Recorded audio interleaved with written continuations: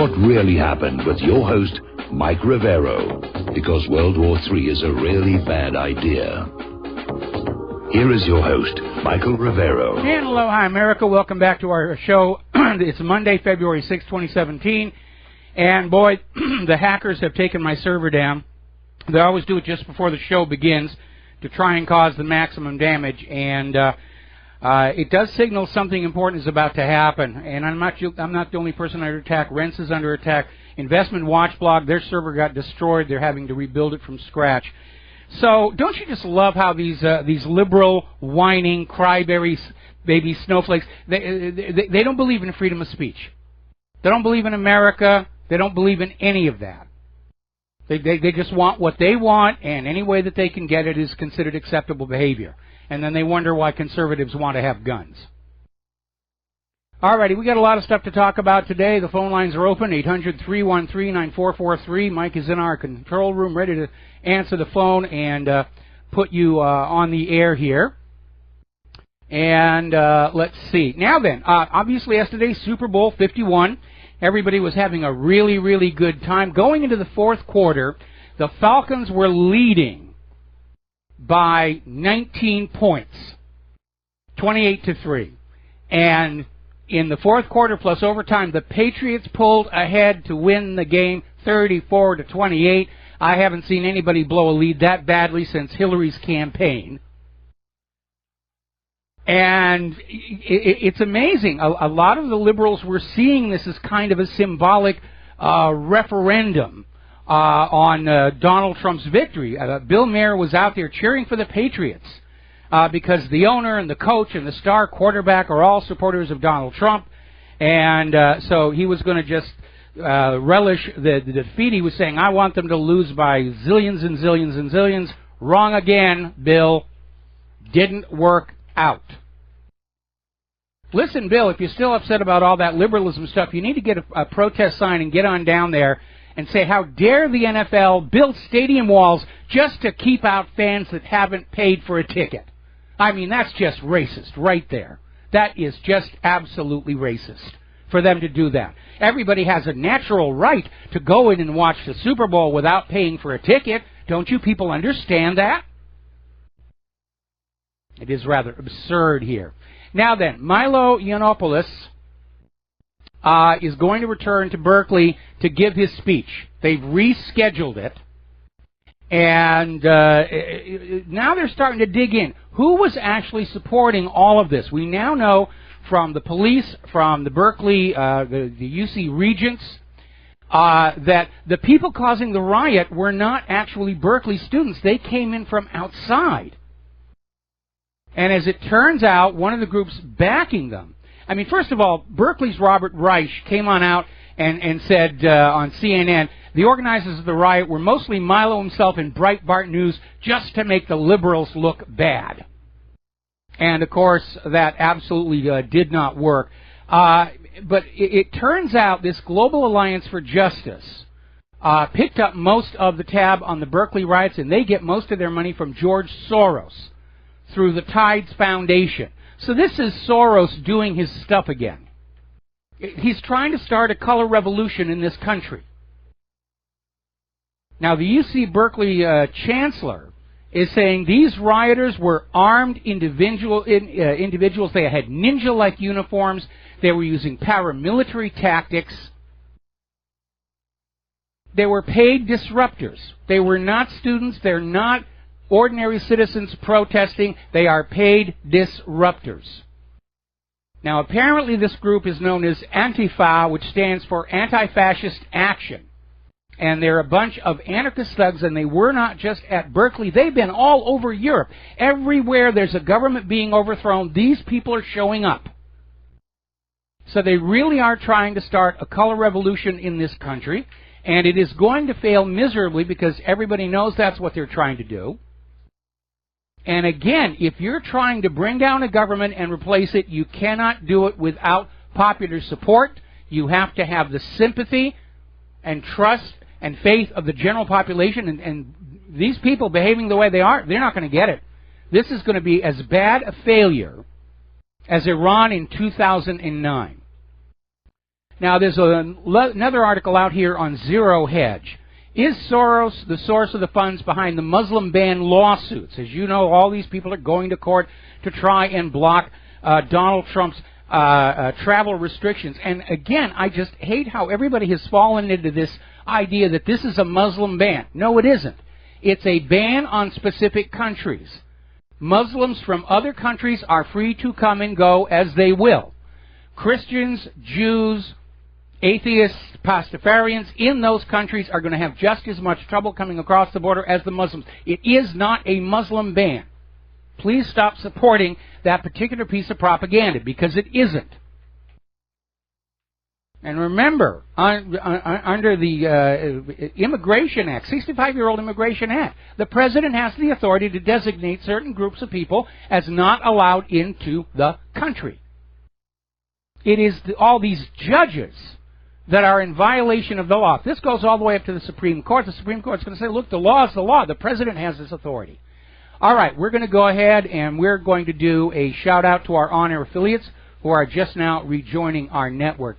Now, there's a really cool video that's out there up in Portland, Oregon, where these protesters and troublemakers are out there and they're blocking traffic and they're causing damage and all of this upset. And the police just get line ahead and just plow right into them. It looked like another just right out of the Super Bowl itself, you know, hike, boom, and just knock them on down. The crowd cheers wildly. They love it. They are sick to death of all these crybaby paid agitators causing trouble. They want them to go away. Now then, Paul Craig Roberts is out there with an article that is echoing a concern I had last week about all this war rhetoric that we're getting out of the administration. And it is indeed very, very troubling. And the point I made is it's alarming, but there may be a couple of other things going on here we should keep in mind. One is that Trump is still trying to get his nominees confirmed by the Senate, and the nominees and Trump may just be saying what they know those senators want to hear, especially McCain and Graham, who never met a war they did not like. And so how Trump behaves once the confirmation process is over will be very, very telling. Secondly, if you want to understand Donald Trump, you need to read his book, The Art of the Deal. Because in there he says his primary negotiating tactic is to open with something so over the top and way, way, way past what he really wants. And then he lets the other side negotiate step by step back to what it is Trump originally wanted in the first place. Now, it worked very well for him in business, and there's no reason for him not to use that same approach as president. Now, of course, for a professional politician, anytime you step back, it's a loss of face. And we're seeing all these criticisms about, oh, Trump, he's already flip-flopping. He says one thing and does another. But again, that's not a failure. That is his strategy. You need to read that book, The Art of the Deal, and you'll learn a lot about how he thinks. But Paul Craig Roberts is out there saying that so far, Trump is coming on in looking, sadly, for the most part, like more of the same, and that's not what's needed. Paul Craig Roberts is saying the Trump administration needs to present a different Washington, D.C. to the world, and I would add to the American people as well. Now, he has made a lot of changes, but they're not in the areas that really impact our lives, like the economy and the wars. And still we're seeing all these liberal media establishments out there openly talking about assassination. Over in Ireland, Village magazine had a cover saying, why not assassinate Donald Trump? And they had his picture with the crosshairs on it. And they're, I guess, trying to one-up Der Spiegel, where they had Trump beheading the Statue of Liberty. Now, Nancy Pelosi is asking the FBI to find out what the Russians have on Donald Trump. She doesn't want to let go of that dossier about the prostitutes and everything, even though it's now been completely discredited. I think it would be more profitable to find out what George Soros has on Nancy Pelosi, because we know that a lot of our so-called leaders are, in fact, receiving money from George Soros. Now, Three people, Diane Blumstein, Nancy Goodman, and Donna Sodtaler-Toman, are bringing a case before the Supreme Court on the possible Russian hacking. It's now in the hands of Justice Ruth Bader Ginsburg, and it's up to her to recommend whether it should go to the full court or not. At this point, regardless of Ginsburg's own politics, if she moves forward with a case that has no merits before the full panel, that's going to be very embarrassing for her. Of course, they can't fire her. She's got the job for life. But they're still out there trying to push this Russian hacking, Russian tinkering with our elections. And meanwhile, you've got Israel's tinkering with our politics decade after decade after decade. You've got George Soros openly buying and selling members of Congress. And nobody seems to think that's a big deal. It's only when it's Russia that it's going to be a big problem. By the way, do you remember in the last weeks of his administration, President Barack Obama commuted the sentences of hundreds of drug dealers? Just set them out on the streets again. Didn't touch Leonard Peltier, didn't touch Mumia Al-Jabbar. Left them in there for crimes that it looks like they didn't actually commit. But the drug dealers all got to walk. One of them has already been thrown back in jail for going right back to dealing drugs on the streets. Way to go, Barack Obama. All right, we're going to take a phone call from Sal Jr. in Colorado. Aloha. Welcome to the show. What's on your mind? Aloha. I have a suggestion for all these protesters who want these immigrants to come in. Force them to take these people into their homes. I agree. And see how they like it. I agree, absolutely. And they start beating up on their wives and the women. I think they'll turn against having these people come in. Well, yeah, I mean, somebody sent me this rather amusing letter about where somebody had written into the Department of Homeland Security about, we have to let these people in. And they wrote back saying, well, we've got one here we're going to put up at your house. And, of course, it was this very, very disreputable person. It really is rather crazy. Yes. That's what I have to say. Okay. All right. Well, listen, thank you very much. We're going to let you go here. Now, we all know Donald Trump has set up this Commission for Vaccine Safety. There we are. Set up this Commission for Vaccine Safety, headed by Robert F. Kennedy Jr. It's an idea whose time has come. He is now setting up another commission to look at the issue of election fraud, and Mike Pence is going to head that one up. Boy, if there was ever any place in the Trump administration I would want a job, that is it right there. I would love to be part of that little entity, that organization, if you will. Now then, apparently over in New York, somebody vandalized a subway car, painting it with swastikas and Jews belong in the oven, classic hate crime hoax, and I want you to hold that in mind because I think there's a reason why it's happening. And we'll get into that. But just remember that there was this hate crime hoax in New York to build sympathy for poor little Israel. Now then, a lot of people are talking about this ballistic missile that was launched from Yemen and struck Riyadh, Saudi Arabia. And the corporate media is out there saying, oh, how could Yemen do this? What a terrible thing. Well, Saudi Arabia has been bombing Yemen for months now. You expect them to just sit there and take it? And, of course, the inevitable spin, well, this had to be Iran. Iran had to do this. Iran was part of it. It has to be part of Iran. The missile used is called a Borkan 1. And it's domestically produced in Yemen. Iran has nothing to do with it. And apparently the corporate media and the government are still living by that old adage, if at first you don't succeed, lie again. And have you noticed that now that Donald Trump is in office, all of a sudden the corporate media is so concerned with the U.S. military killing civilians? Oh, they got that poor little 8-year-old girl over there in Yemen. And yes, it was a tragedy. But when it was Obama in there, they could care less. And the numbers are in for last year. up in Afghanistan, there was a record number of civilian casualties last year. And the United Nations has been keeping track since 2009. Last year was a record. Have you seen that on the corporate media anywhere? No, because civilian casualties are okay when we have a liberal Democrat as the president. But when it's a conservative Republican, we're going to hold his feet to the fire. Now, speaking of that airstrike into Yemen, and first of all, you need to remember that strike had actually been planned by the Obama administration. And Donald Trump authorized it to proceed. Somebody apparently leaked it because the enemy knew it was coming, trying to set Trump up for his first embarrassment. And he should have probably done a little more due diligence on this before he went along with it. And the U.S. military came out with a press release about what a great strike it was, and they got busted because the video they tried to pass off as from last week's successful airstrike on Yemen is actually 10 years old. It's already all over the internet. People were writing in and saying, "You're lying to us yet again."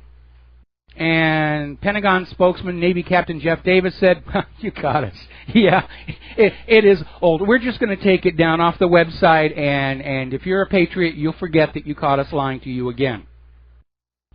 It is rather ridiculous. Another alarming development here. The United States has sent the USS Cole destroyer into the Red Sea. And the reason this is significant is because the USS Cole has already been used once in a false flag attack that severely damaged it. And yes, it can float again, but it's already weak. The hull is weak. And it raises the possibility, is the U.S. willing to sacrifice that ship to somehow get their war with Iran going? And before you say pish and tosh, remember how easily Franklin Roosevelt wrote off the ships in Pearl Harbor and all those men to get us into war with Japan.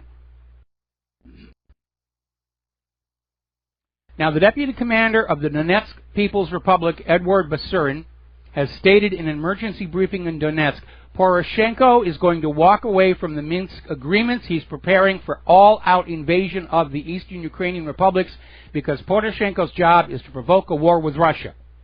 That's why he was put into power. That's what his job is supposed to be. And to heck what happens to those poor Ukrainian people.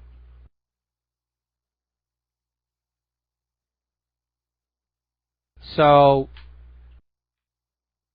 if Trump was serious about pulling back from the war agenda, he'd better start doing it right now, because all the war hawks are out there pushing as hard as they can to gin up a war by hook or by crook or by false flag. Who knows what's going to go on? Now, there's an article that came out of Blacklisted News about how it's very obvious the neocons are trying to sabotage that Minsk agreement. And they're trying to manufacture a war that Trump is just going to have to say, all right, I guess we got to go along with this. And that would be a disaster. Because one more time, the U.S. is militarily exhausted from 14 years of war. Our weapons are hideously expensive, bloated pieces of junk. Our stockpiles are all drawn down. Nobody's enthusiastic about war out here in the general population. We're going to lose this one.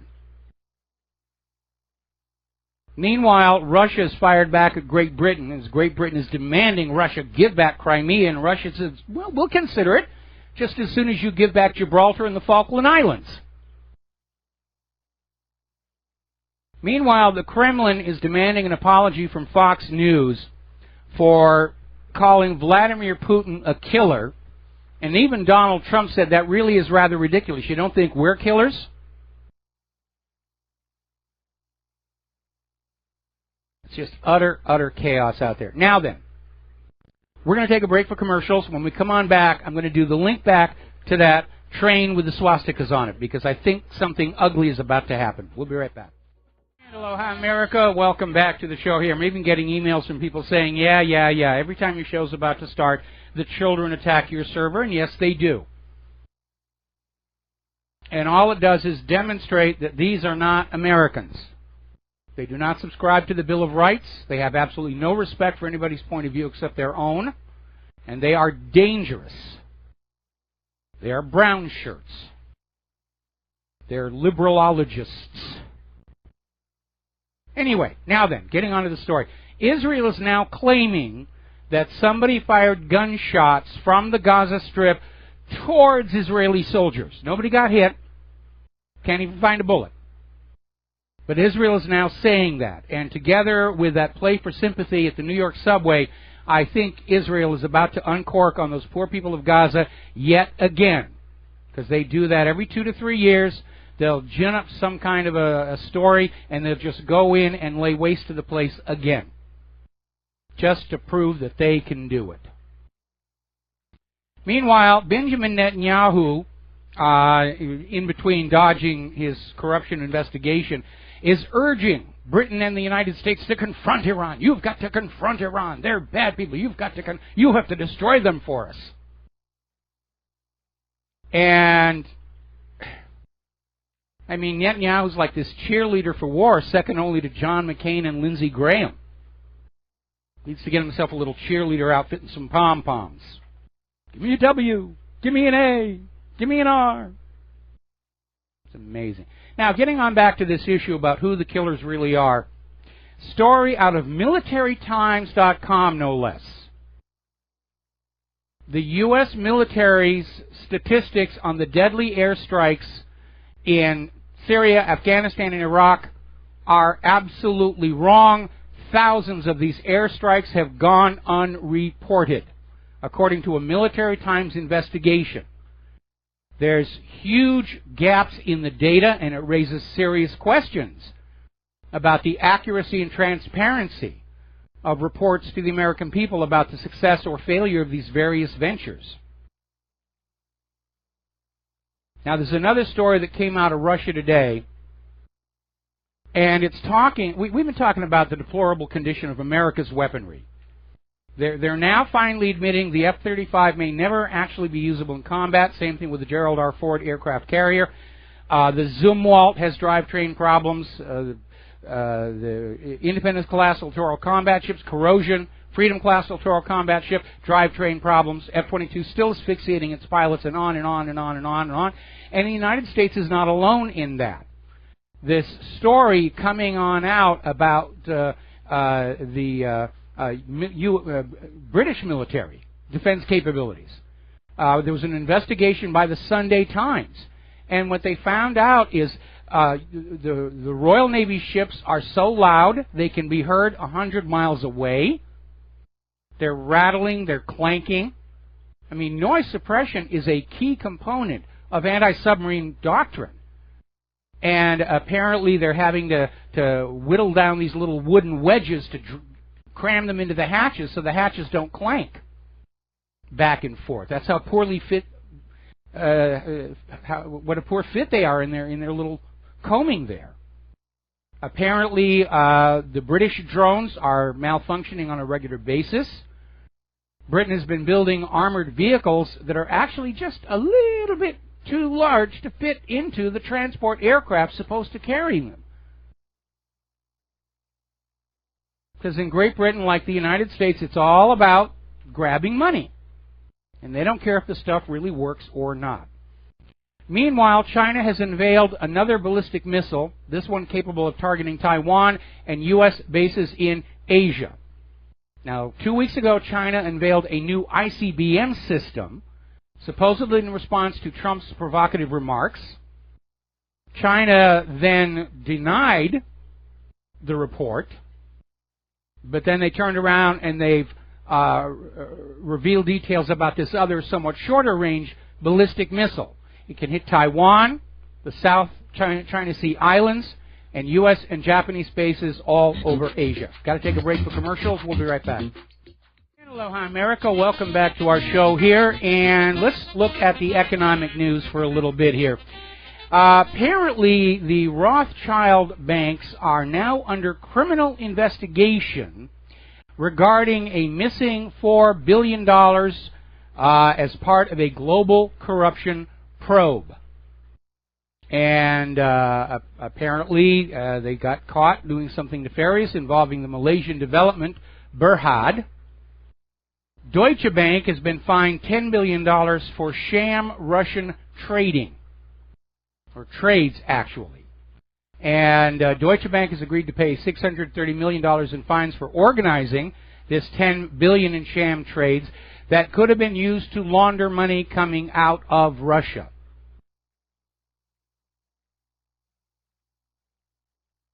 Now, there's a very alarming sign out there, and again,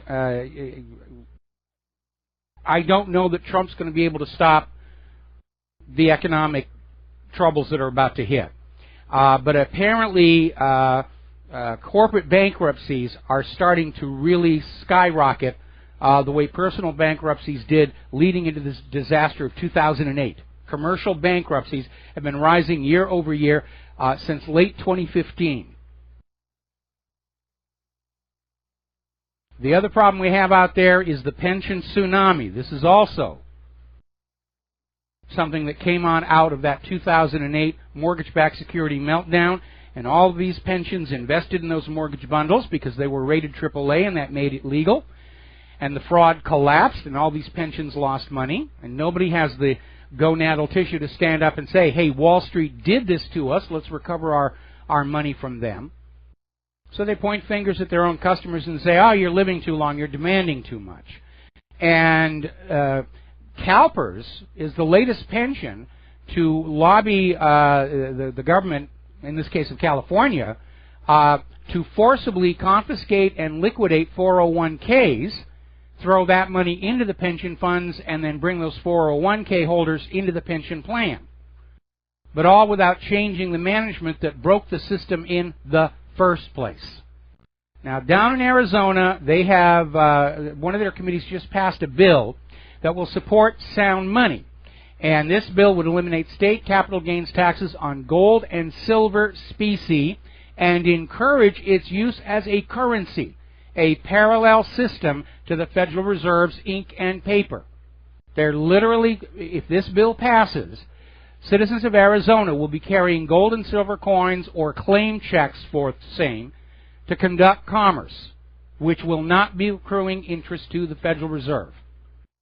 That's a major, major blow. Italy is looking more and more like they're going to abandon the euro.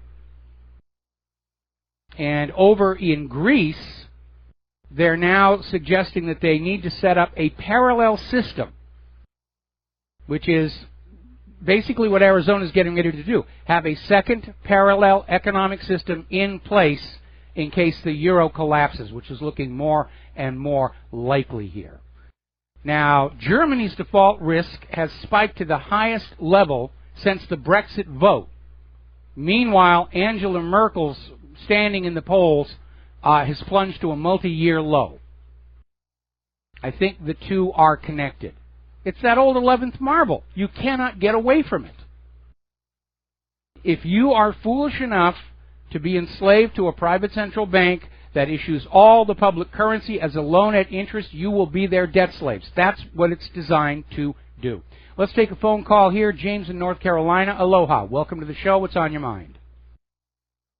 Hi, Mike. Appreciate you taking my call.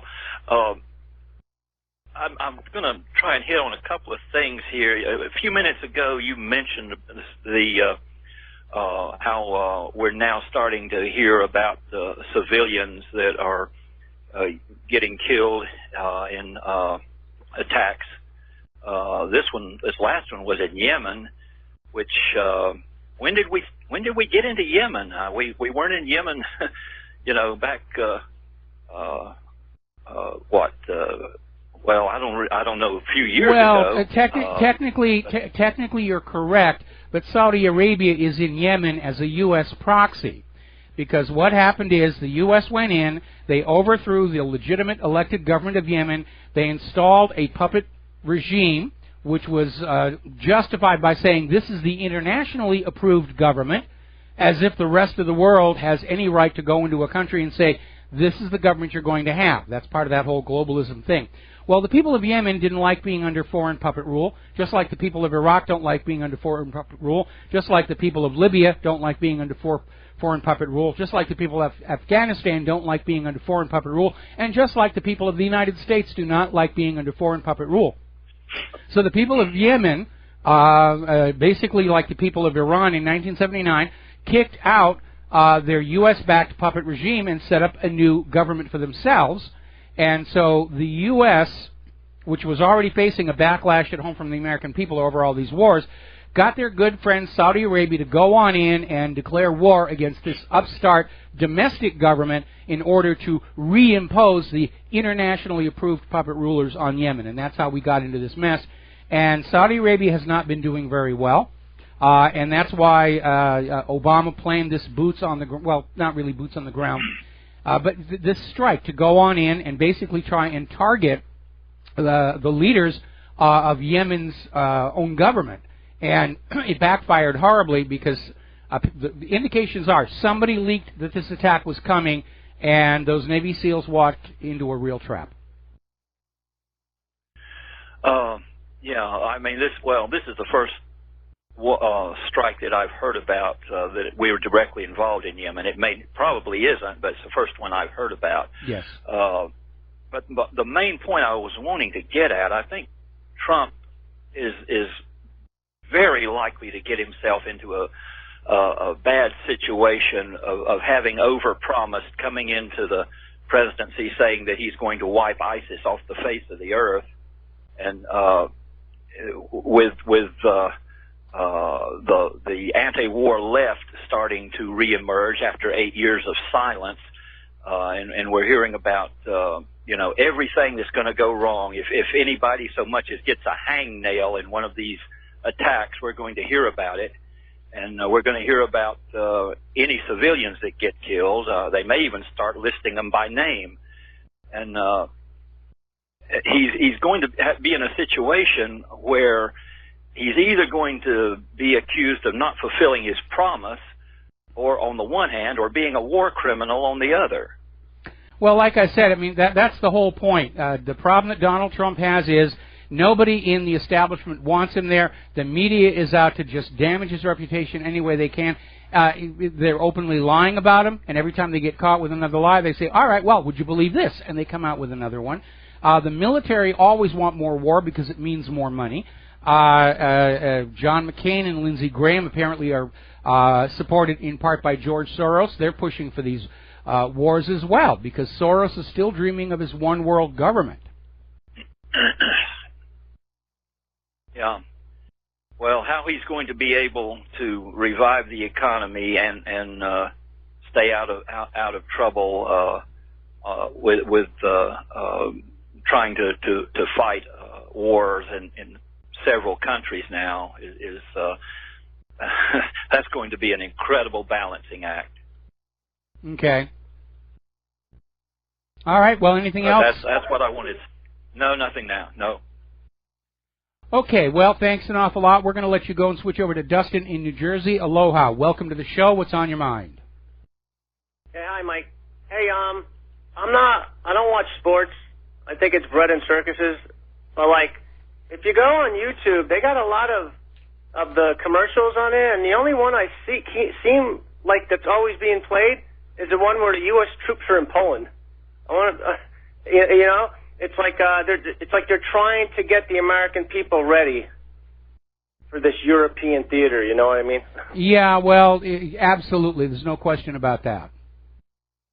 And a lot of people should know this, that we've actually become very militaristic in terms of being propagandized.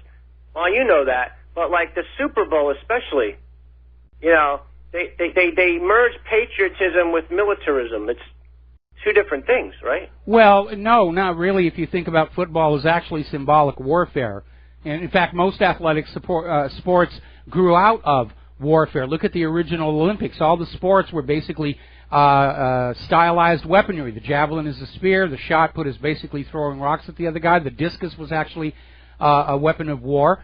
These are all military skills. It's only in the modern Olympics that they start to get sports in that don't have a direct antecedent in war.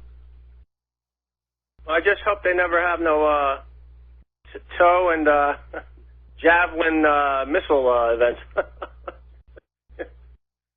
But on their previous caller about Trump being it's like an incredible balancing act, Trump still needs to really focus on clearing out the State Department and the CIA and elements of the Pentagon as fast as he could, Mike, because they're going to be throwing monkey wrenches in front of him, and they could start the war. If they see that he's gaining too much success, they'll throw him a monkey wrench in front of him. Yeah, they already are. Again, the Pentagon loves war because it means more money, more toys, more promotion, more medals, and all the rest of it. And you're absolutely right. Donald Trump is dealing right now with bureaucratic inertia. In fact, he's even come on out and said that all these leaks coming out of his administration are coming out from the Obama holdovers, who are clearly still on board with whatever Obama wants to do. And Trump needs to basically scrape them all out and get some people in there that he can actually trust. And like I said, my major concern with Trump back during the campaign was he's coming into the political environment as dangerously naive about what it's really like as Jimmy Carter was. And Trump, comes out of a world where people keep their word, they keep their promises, and he's been plunged into a world where everybody is lying and playing dirty tricks, and he's got to play catch up real fast. And I just find it amazing how this whole globalist cult, no matter how many attacks some of these refugee extremists cause, they just still won't close the borders. They just still don't care. They don't care about helping the refugees. They don't care about you. They just want to bring them in for, like you said, to have this globalist, one world disorder, more like, yes, where everybody's blended in and you lose your cultural identity. Well, right now, Soros's two big thorns in his side of his globalist dreams are the Brexit and Donald Trump. And I'm fully expecting they're still trying to find some way they can stop the Brexit from happening, and they're absolutely aligned against Donald Trump because he doesn't want to be part of a new world order, and neither does anybody else below the level of the bankers. We want to be left alone to live our lives as we see fit, to have an opportunity to trade our labor for decent wages and salaries so we can take care of our families, and that's all we really want. And we don't want to have government just peeking at everything that we're doing. We don't want our kids stolen from us to be killed and crippled in these wars of conquest, all over money and oil and whatever all else is out there. And this new world order, it sounds wonderful for those who are sitting on that throne, but for everybody else it's going to be a raw deal. Look at Alexander the Great. I mean, this individual is lionized in our pop culture, in our history books, for having conquered this huge swath of the planet, most of what was at his time the known world. But the problem is, underneath that, all the people who were conquered and made war on, they all suffered horribly for Alexander's dreams of empire. And those who dream of empire, that's just part of the cost of doing business.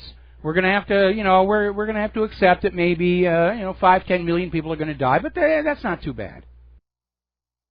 Hey, Mike, real quick, I'll take the answer off air. What's the difference between Marxism and communism?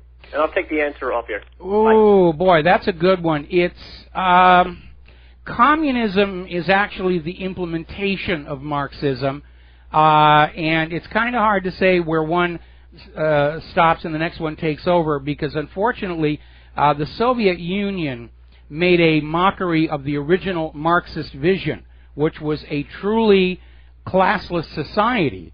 But the Soviet Union's implementation of communism actually built the most powerful ruling class in history, sitting over a population that did not have a middle class at all. And they did that because it is from the middle class that opposition to oligarchy and tyranny will arise. And so the Soviet Union just said, we're going to design a system where there is no middle class, therefore nobody can ever oppose us. And it's one of the reasons the Soviet Union lasted as long as they did, despite all the really horrific mistakes they made. All right, we're going to take a phone call from Philip in Virginia. Aloha. Welcome to the show. What's on your mind? Hey, Mike, couple things. First off, I'd like to really get on that commission there for the election reform. And see if they could, if not incorporate you, someone like Bev Harris.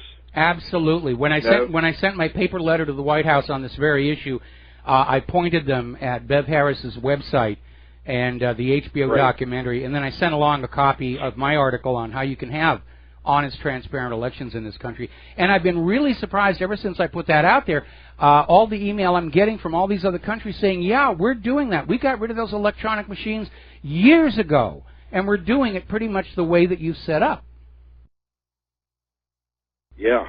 All right. Well, also, I've been noticing a couple of interesting parallels here with the election of, or the ascendance of Donald J. Trump.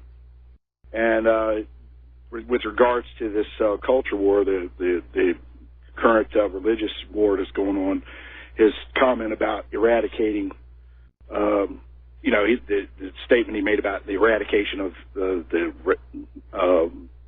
militant Islam. One of the things that Sovereign Jehu did, one of his tasks was to, get rid of a certain class of people.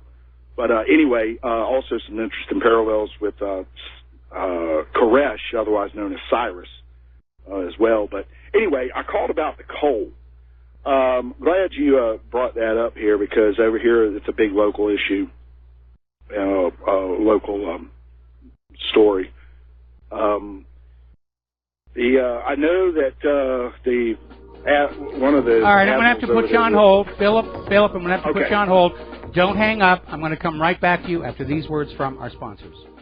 And aloha, America. Welcome back to the show. Here we're going to go back to Philip in Virginia, and you were talking about the USS Cole.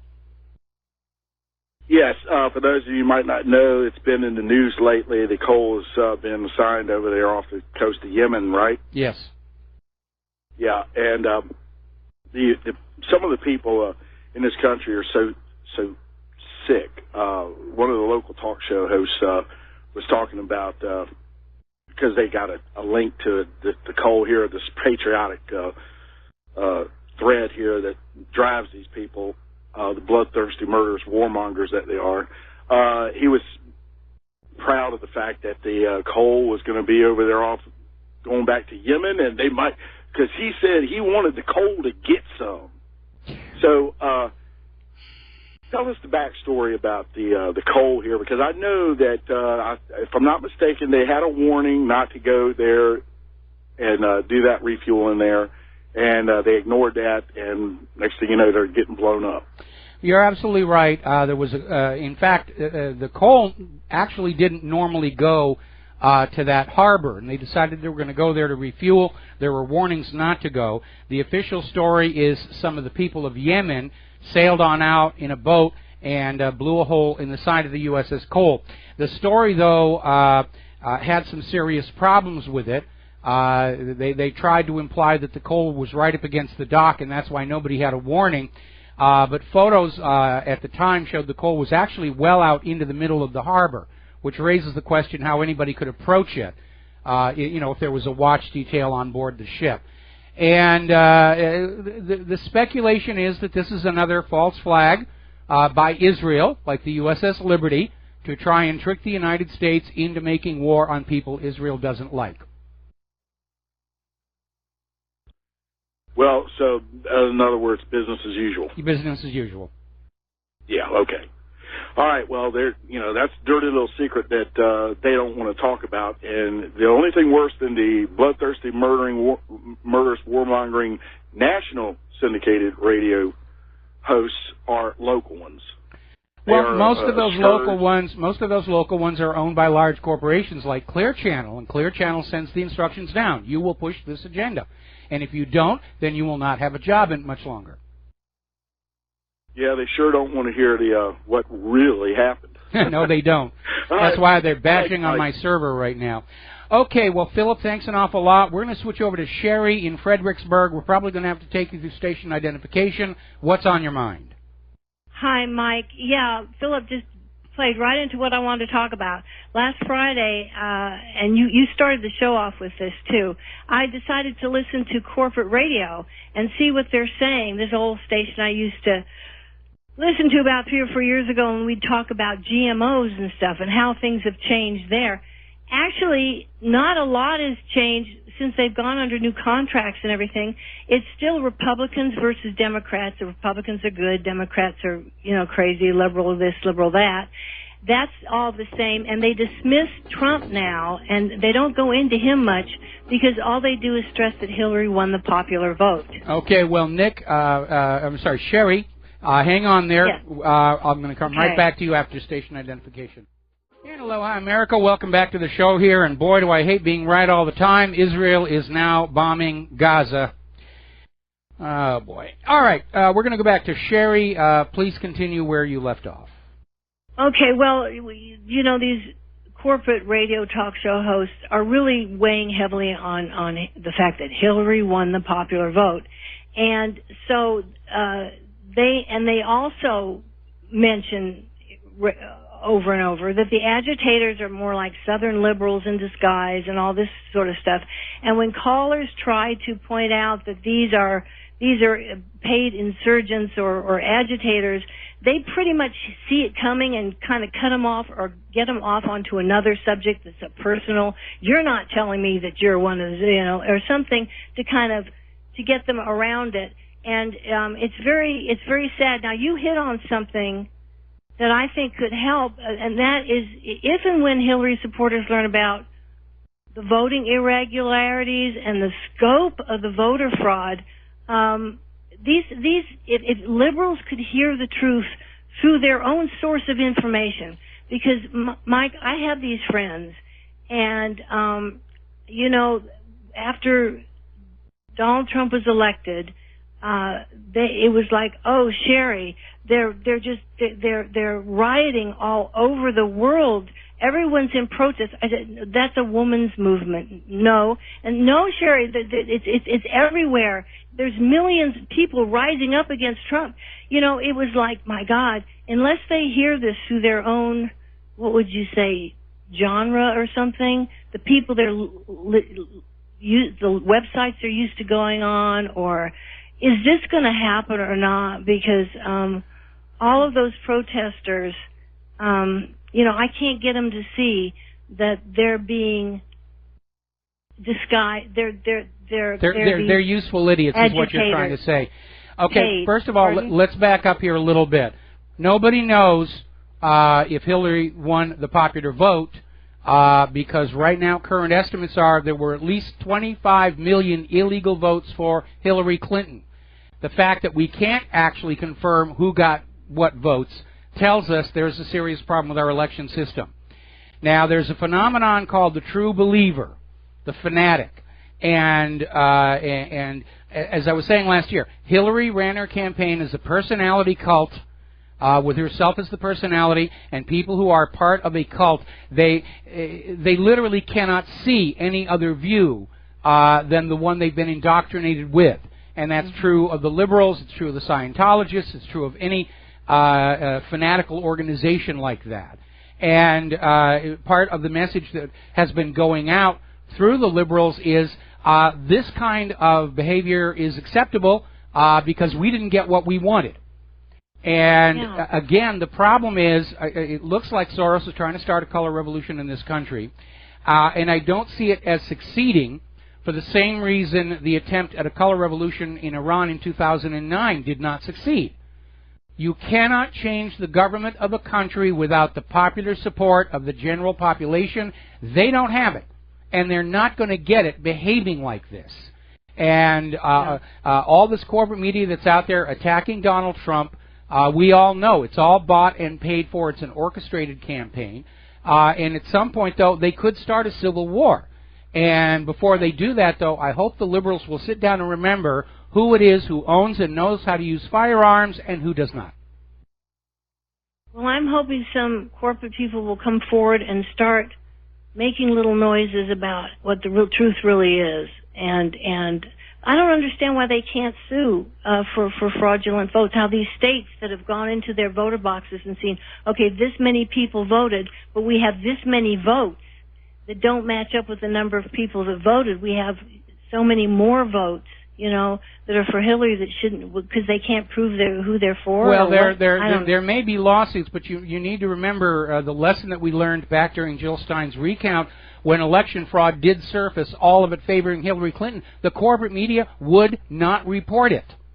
I know. And that's basically, the corporate media is a big part of the problem, and they see themselves as literally in a fight for their survival, because if they have lost control of the minds of America, then the big paychecks go away. And that's why last week we saw this very laughable situation where for the last month we've been hearing about fake news and the independent media, and they're all the problem, and they're the reason Hillary lost. And then last week they came out and said, you know, the independent media really didn't play that big a role. Everybody was still coming to the corporate media. We're still in charge. And they don't seem to realize when they flip-flop like that, everybody says, okay, there's obviously something not connected here. Yes. I think they are shooting themselves in the foot when they do these things. And I'm hoping that will grow somehow, so it'll get more into mainstream. Someone will be brave enough to say, there's a lady on To the Contrary on PBS on Sunday around morning, around 10 or something, that is the one Trump person, and she has been really up against these other gals and doing a beautiful job. I think her last name's Stone. But anyway, I want to just ask another question real quick. On the Trump's briefing, that's right after he's nominated, right? He has a briefing. Well, and, once he's... he came out looking a little, you know, a little addled. I'm not addled, but he came out looking a little stunned. Well, the problem with his briefing, whether it was as the nominee or now as president, is that briefing is being delivered to him by the CIA. And as John F. Kennedy learned the hard way, the CIA will lie to the president. Yeah, I wonder if they give them this thing like, we have an offer you can't refuse, like in the form of a threat or something, because... No, they don't need to do that. They don't need to do that. Okay. They just use on the president the same propaganda techniques they use on us. They give him only that information that would lead him to conclude of his own free will exactly what the information engineers want him to conclude. Okay, well, thank you, Mike. All right, thank you very much. We're going to switch over to Nick in Las Vegas. Hello. Oh, first of all, we're going to do a shout-out to our honor affiliates just now rejoining our network, and now we're going to go to Nick in Las Vegas. Nick, what's on your mind? Nick, are you there? Okay, I guess we lost Nick. Is Steve in Arizona there? Yep. Hello? I'm here. Okay, who is this I'm talking to? I'm Steve. You're Steve in Arizona. Okay, Steve, what's on your mind? Yes. Well, I was thinking, you know, for all the diehard Hillary supporters, couldn't we just get them a second-place trophy or something? Give them all participation trophies. Yeah. You know, maybe we should let California secede, and we'll put all the liberals over there in California, and let's just let them go their own way. Okay? Okay. All right. All right, thanks a lot. We're going to switch back to Nick in Las Vegas. Nick, aloha. What's on your mind? Yeah, Michael, thank you for taking my call. Just a comment on Russia. You made a comment earlier of why everybody keeps wanting to go back and Russia's the villain and everything. It's pretty simple, at least in my opinion. They've got one of the lowest external debts in the world. They've got one of the strongest militaries. When the Western financial system continues to come unglued, and believe me, I believe it's going to, guess who's going to be on top? Russia and China. My money. Yeah, Russia and China. China, I think they got themselves internally buried in a little bit too much debt, right along with Japan. But Russia's the one that's clean. They went through their depression 20 years ago. They're out of it, and they're just sitting back. They don't have to do anything. They just sit back and watch us, do what we're doing. Well, anyway, the key to that, of course, is that Vladimir Putin took direct control of Russia's central bank. Now, it's still owned by its private owners. But Trump went on in and said, we're going to run the Russia's economy for the benefit of the country and the people. We're going to manage the public currency as a public utility. And that's why Russia is doing as well as it is economically. And, of course, that day that he took the bank away from the control of the private central bankers is when Russia went from trusted friend and ally to the top of the U.S. government's special high-interest targets list. Yeah, I think we're on the same wavelength there, and I agree with you. As far as immigration, we got a Ponzi scheme going. If they don't immigrate the people, you can't have one worker supporting 3 retirees like myself. It just, the math doesn't work. They've got to get them from someplace. That's why I think they've got the borders wide open. Well, there's a problem with that. There's a problem with that. We don't have enough jobs for the American people, let alone the immigrants and the refugees and the migrants coming on in. They're just weighing down the social system. California alone is spending $20 billion with a B every year just caring for this huge influx of people. What you're talking about, the U.S. economy is a Ponzi scheme. What you're suggesting would work if there was employment for these people, but there isn't. That's where the plan falls apart. I think the primary motive of trying to drive all these people over the borders is to erase those national borders so that George Soros can have his one world government. Okay. With regards to Trump, I spent a career doing startup and turnarounds, like us. And I've heard a lot of people say that basically the U.S. government is too big for somebody like Trump to come in and do something about it. My experience, the bigger they are, the easier they are to turn around. You've got more resources to deal with. If you're small, you don't. Yes. Trump, he's only been in there 2 weeks. When I went into a $100 million a year corporation, it took me a month just to get the bank account balance, let alone what this poor guy's got to go through. He's doing, and in my opinion, he is doing fantastic so far. Okay. He will, in my opinion, at least this is the way I always heard it done like this, he will get in there and control the cash. First thing he's going to do is cut cash off to areas he wants and see who squats. He's going to find out where the money's going and work it from there. As far as the people go, he's going to have to clean house. One startup and turnaround I went in on, or turnaround, I tried to retrain everybody, rehire everybody, and I had a boss that laughed at me. And basically just said, you need to get rid of them and start over, because you can't change the tire on a Mack truck going 50 miles an hour down the freeway. It doesn't work. No, it doesn't.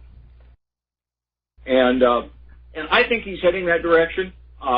I think we'll find out, but I'm very happy with what he's doing so far because we need it. Because I do not think there's anything he can do to keep the thing from collapsing. It's going to have to collapse sooner or later because, again, the math doesn't work. I agree. And because of globalism, when it comes down, it's going to bring all these central banks down together at the same time, and we have to be ready to stand up and say, we're not going to do this again. No more private central banks in charge of our national currency. Arizona's got the right idea. North Dakota's got the right idea. And we need to have a banking system that works for the people instead of all these predatory corporations who see the entire human race as nothing more than wealth and labor to be harvested from. And I think there's 2 things he's going to come up here in the next, I would say within 6 months, that I'm waiting for. One, he's got to figure out some way to devalue the dollar, and what do you devalue the U.S. dollar as a reserve currency against? I think he's going to do it against gold. I think all he's got to do is come out and say, hey, we're going to audit the U.S. gold reserves. I think that'll be his devaluation right there. Because as soon as word gets out, he's going to, because I don't think there's anything there. I think they leased it all out. Yeah, they leased most of it out. Gold, yeah, and the other, on the gold, and the other thing is just the debt. We've got to come up with a balanced budget. That takes the power away from the politicians. They can't spend the money to buy the votes if the budget's balanced, or at least a lot better than what it is. Well, balancing the budget would be okay, but that doesn't erase the debt. The debt really is unpayable, and one of the reasons it's unpayable is because ever since the Federal Reserve was created, each succeeding Congress will pay the interest on the growing debt, but they've never once paid down on the principal. And that is really where it is. I think we're going to have to let the private central banks collapse. I think it would be the best option, and not let them start back up again and go back to a system with an interest-free public currency managed as a public utility. Because that's what worked for the young United States. It's worked for every nation that's tried it. The only reason we don't have that system is the private central bankers go to bed at night dreaming of holding the entire world's population as their debt slaves. Don't disagree with you at all. The Federal Reserve, like I say, they're a leech. They are, and they're not federal. They took the name to make it sound like they're part of the government, but they're no more federal than Federal Express. It's a privately owned bank that is set up to entrap the nation and its people in hopelessly unpayable debt. That's what all the private central banks do. That's what the private central bankers have done to the human race for the last 300 years. Enough is enough is enough is enough. Okay? To end, I'll just make one comment. Like as Catherine Austin Fitts said a couple times, there's more than enough money coming into the federal government. It's what they're doing with it. Agreed. And they, like I say, and right now, I'll say, if they want to come in and cut Social Security, you're going to have 40 million boomers out there telling them, you cut the military budget and get out of these other countries before you start cutting my paycheck. And I don't think they're ready for that either. But anyway, I think they've got enough money. They just got to get it reorganized. But yeah, they do. They got to remember the whole purpose of the government is to take care of the American people, not the whole world, not the corporations, but the American people. And it's very angering and frustrating to a lot of Americans to see these migrants and illegal immigrants getting a better deal from the U.S. government than legal citizens who've been supporting the system. Agreed. All right, well, thank you. We're going to let you go. We're going to switch over to Tom in Minnesota. Aloha. Welcome to the show. What's on your mind?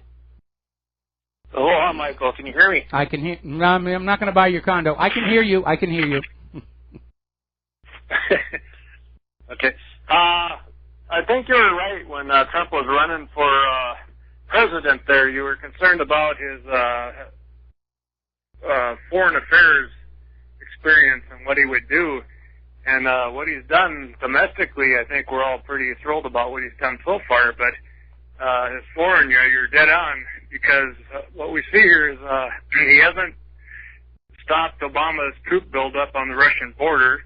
The Russian sanctions are still on. His UN ambassador says Russia needs to give Crimea back to Ukraine. He's trying to pick a war with Iran. Sends Navy SEALs onto sovereign Yemeni soil.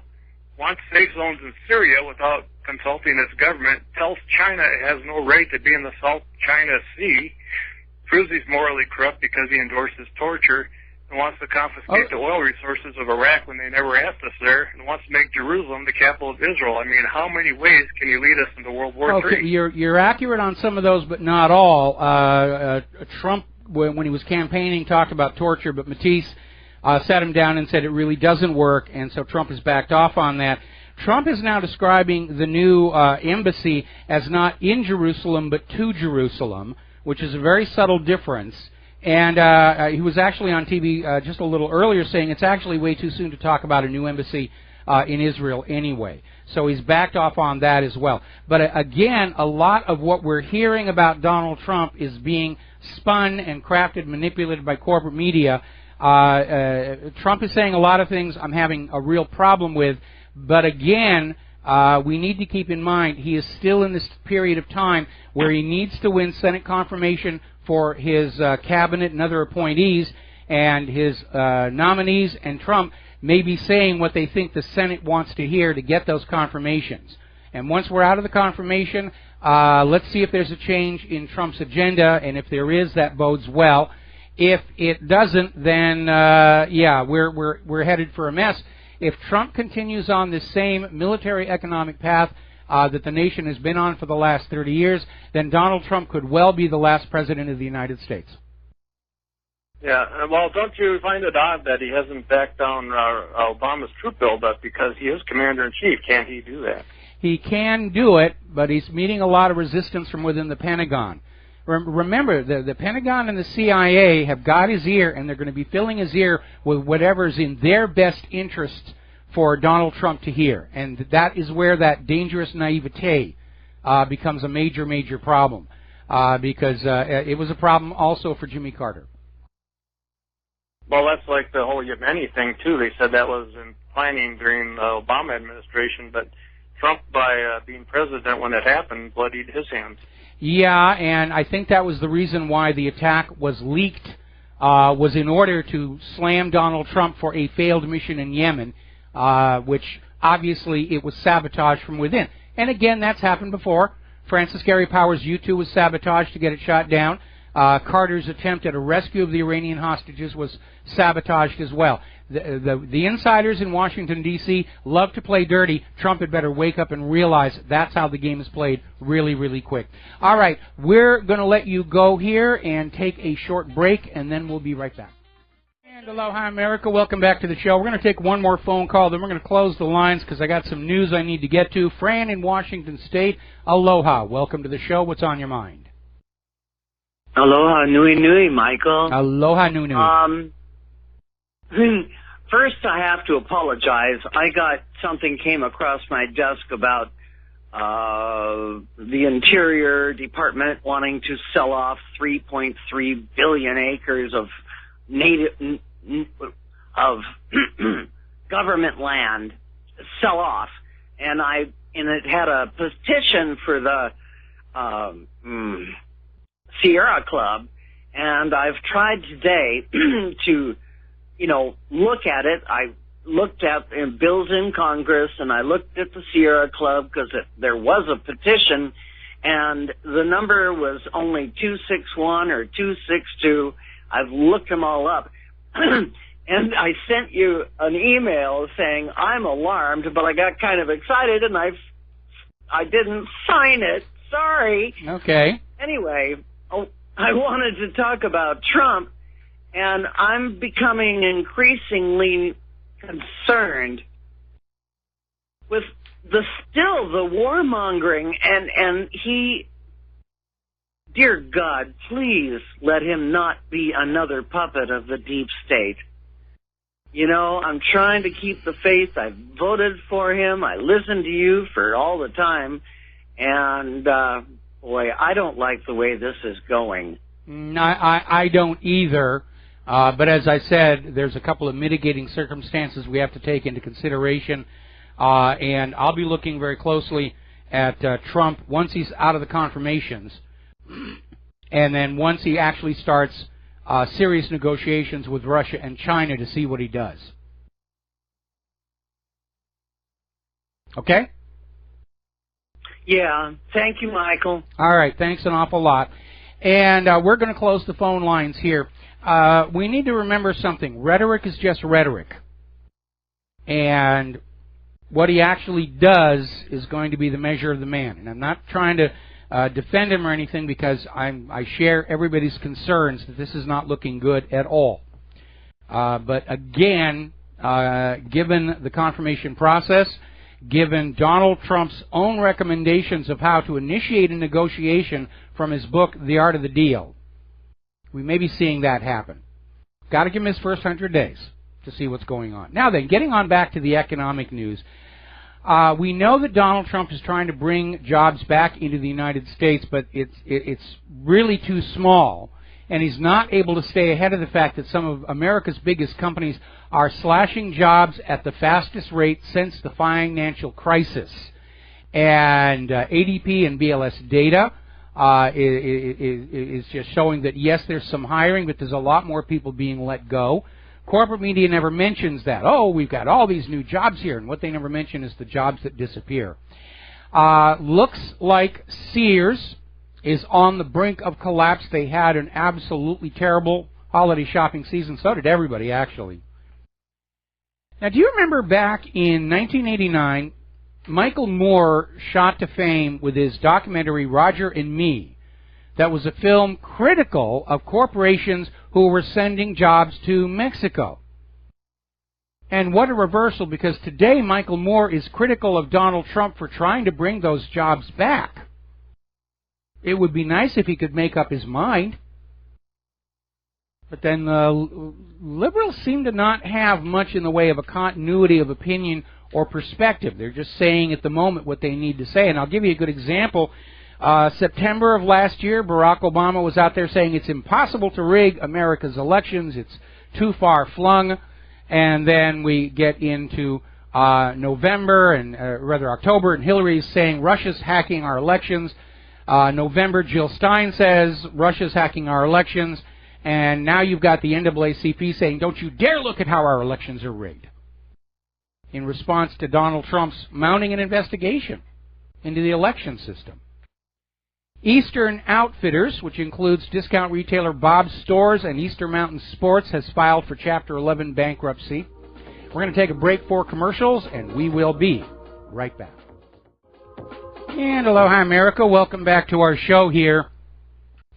Now, we're getting on back to the economic news. Beeb is this chain of stores for chic fashion, and they've kind of been in trouble since 2007, and now they're going to close 25 of their stores.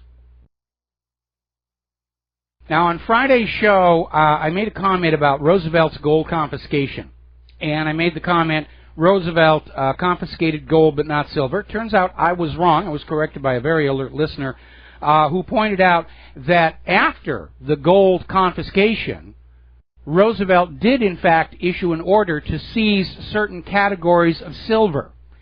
Now, he allowed the American people to keep silver coinage and jewelry, but any of their bars and blocks were to be turned on in to save those poor, struggling, suffering bankers. Actually, Roosevelt's gold confiscation had the same loopholes.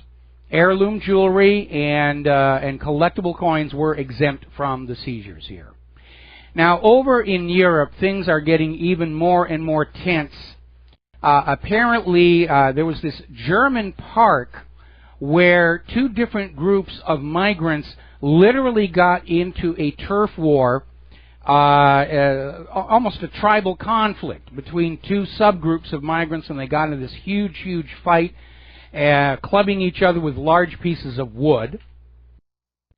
And apparently in Bad Homburg, Germany, Sunday night, there was a migrant center caught on fire, started by a resident. One of the migrants literally set fire to the building, and 83 people had to jump to safety. Now, residents of an apartment complex in Germany have taken upon themselves to build their own wall around their apartment complex. It's a 1 2/3 meter high fence around the building. And they're doing it because apparently a new refugee shelter is opening in the immediate vicinity, and they're hearing from all their friends and neighbors all over, relatives all over Germany, what will inevitably follow that. Latvia has completed 23 kilometers of their anti-migrant wall on the Russian border. And still we have Merkel and Soros and all these other globalists saying, oh, come on, these people have a natural right to come into your country. Actually, that's not true. And that's an important point to keep in mind. Nobody has a natural right to come to the United States of America.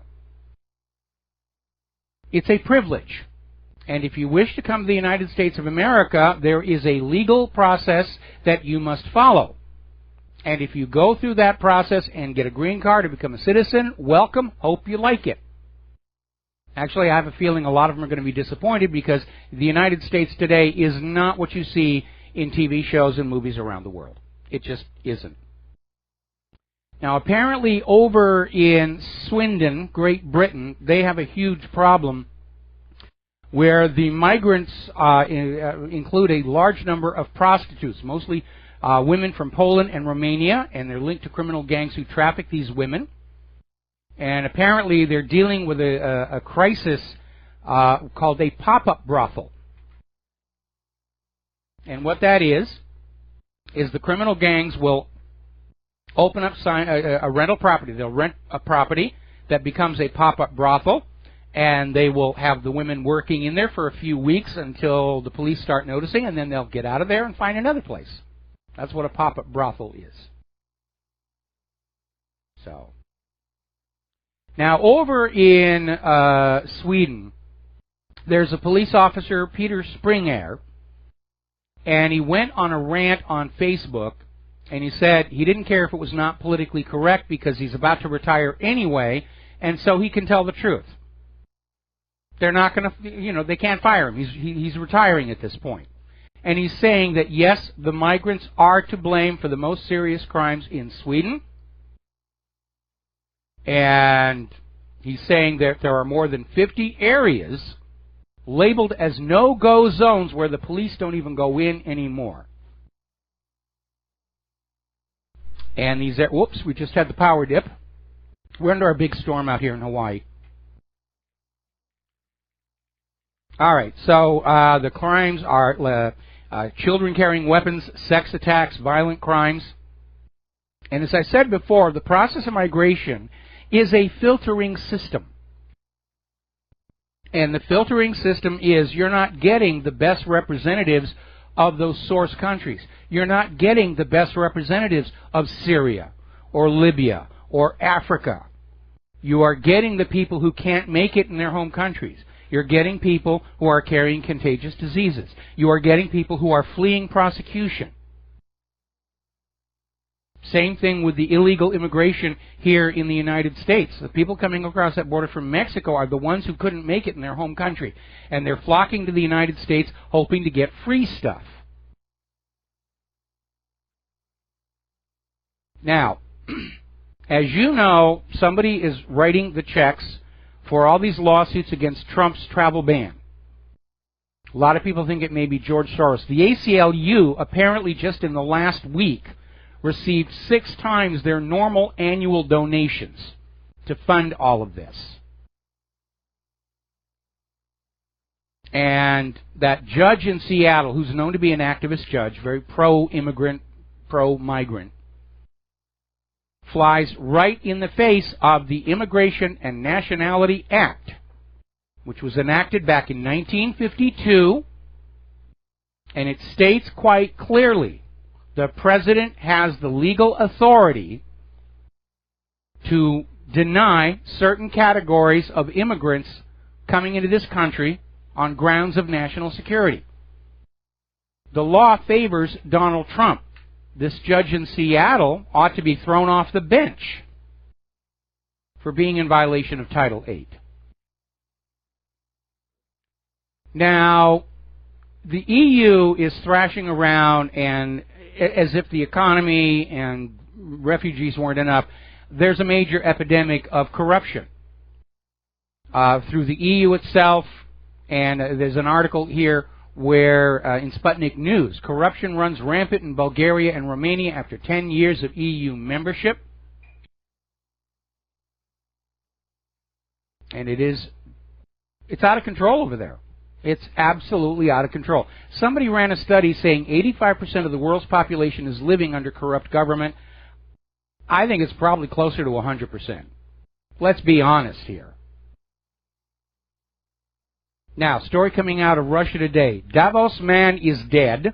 That was a referral to our previous ambassador to the European Union, who was all pro-globalist and everything. Ted Malloch is now nominated to be Trump's pick for ambassador to the European Union.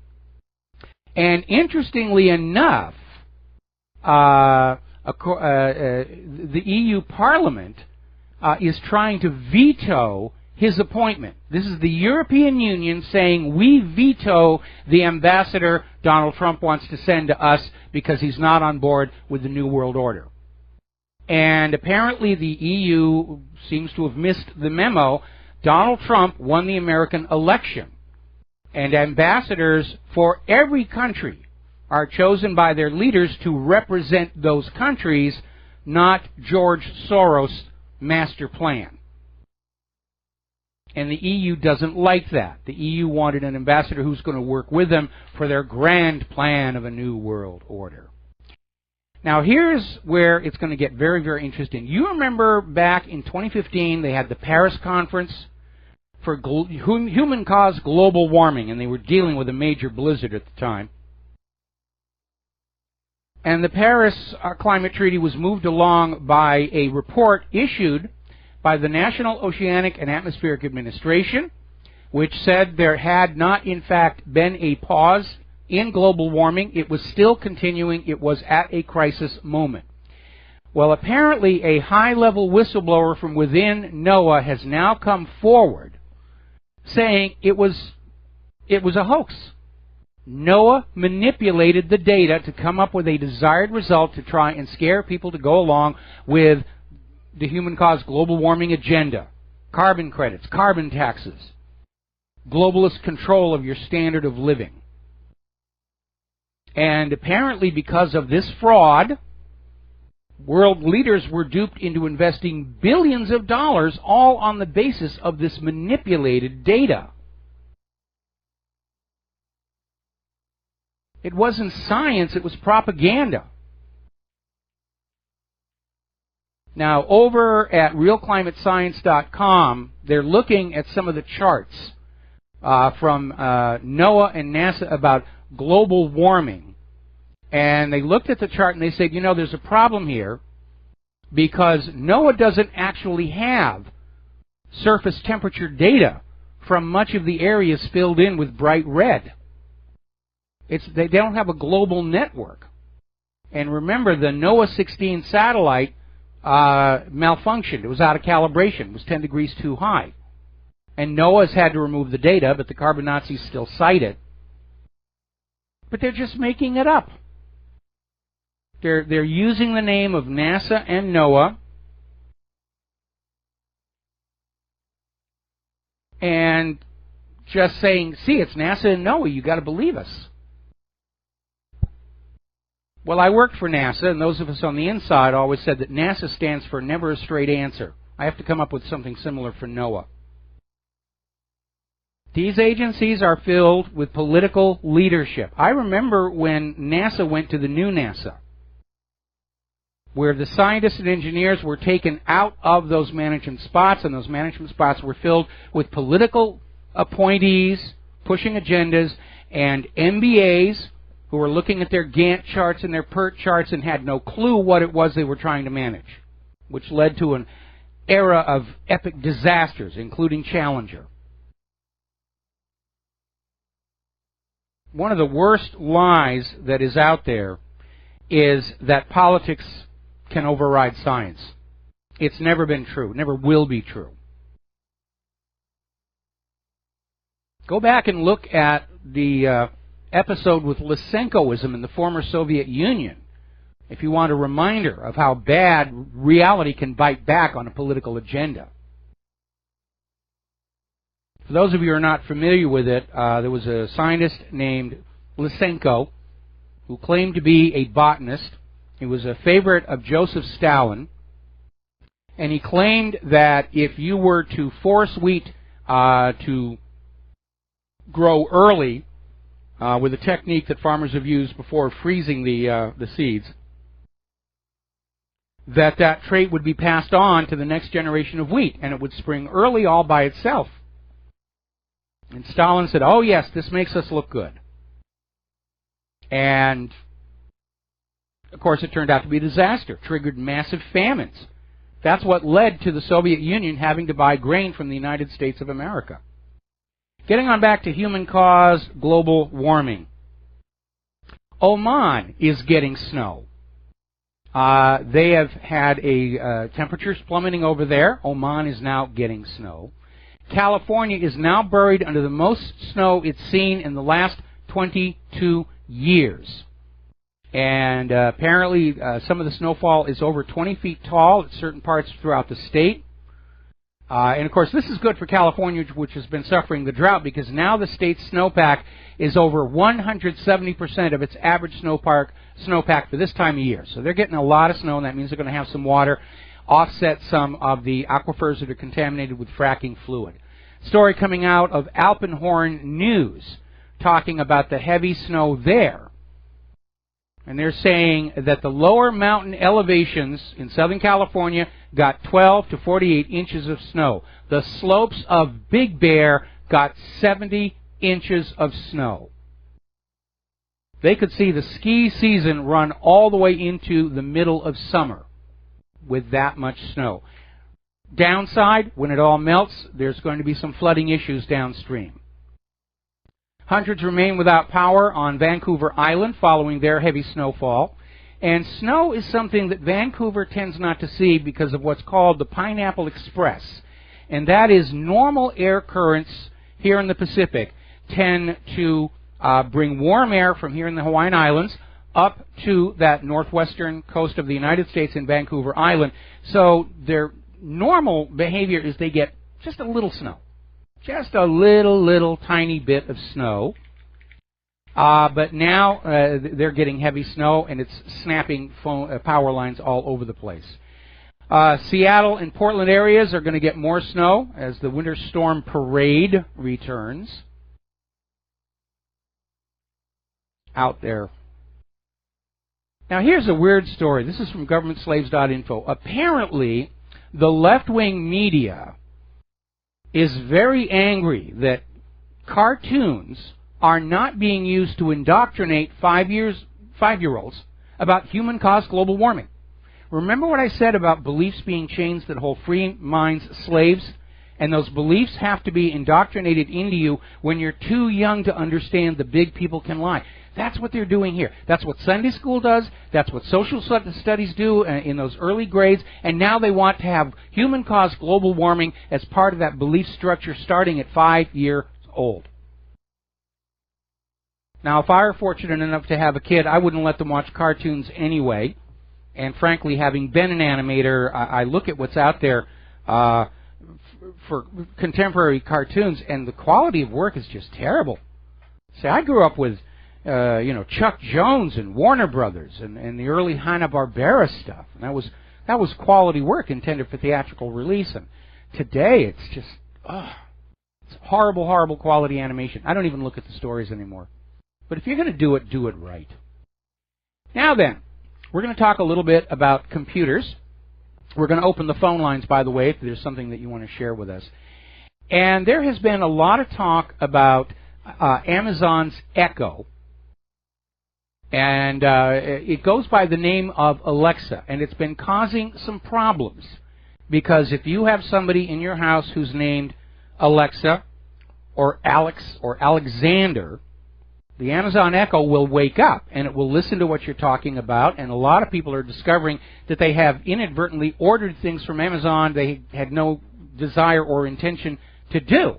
And it's caused a big negative backlash.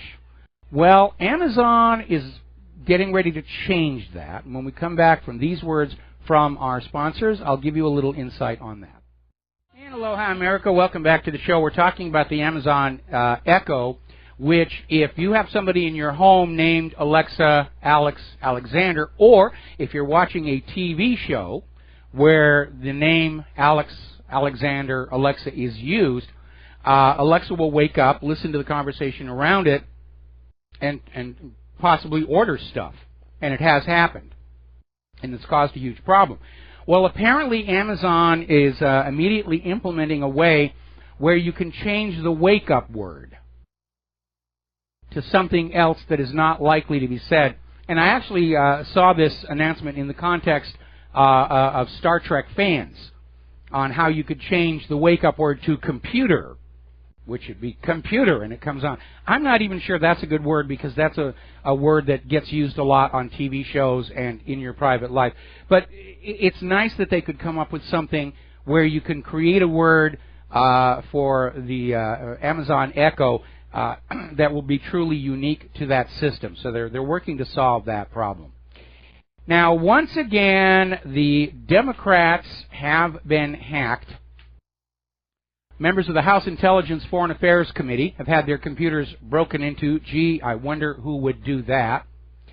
And as it turns out, 3 brothers who worked inside the Congressional IT Department have now been fired for going into these congressional computer networks without authorization. Nobody is saying what it was they were trying to do in there. But we certainly know there are a lot of people who would like to know what the House Intelligence Committee is planning under the Trump administration. Now, remember last week there was this story where Trump had fired apparently some top members of the Secret Service protective detail. The White House is now saying that's another example of fake news coming out of the corporate media. And somebody was rushing to make a deadline. They went with the story. They didn't fact check it, and they went on out there. And this is not just a problem for the corporate media. This is a problem for us in the independent media who are downstream from those corporate media reports. And if they're making all these mistakes, it's making it even more difficult for us to carry out any kind of a realistic analysis about what's going on. So, again, we're trying to find the facts. We need to go to multiple sources. We need to confirm everything before we post it. We have to be more professional than professionals, who are demonstrating a very high degree of unprofessional behavior and ethics in this media war on the President of the United States of America. Now, U.S. CERT last week issued a security advisory that there is a memory corruption bug that can be exploited to literally crash your Windows machine, take it all the way down to the B-side. And it can be loaded through a malicious website. And apparently, Microsoft was kind of just dragging their feet on getting this one fixed. And so finally, the security company published the exploit. We'll be right back. Aloha, America. Welcome back to our show, hour number 3. The phone lines are open, 800-313-9443.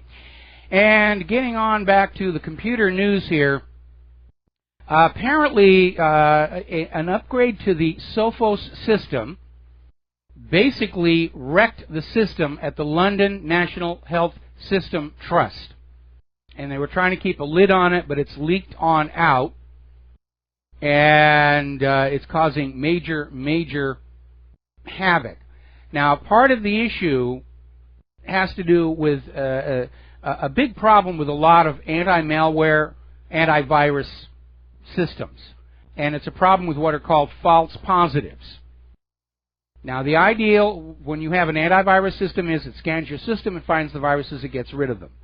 But because the malware writers are trying to conceal what they're doing, very often their malware will look very, very similar to a legitimate part of the system.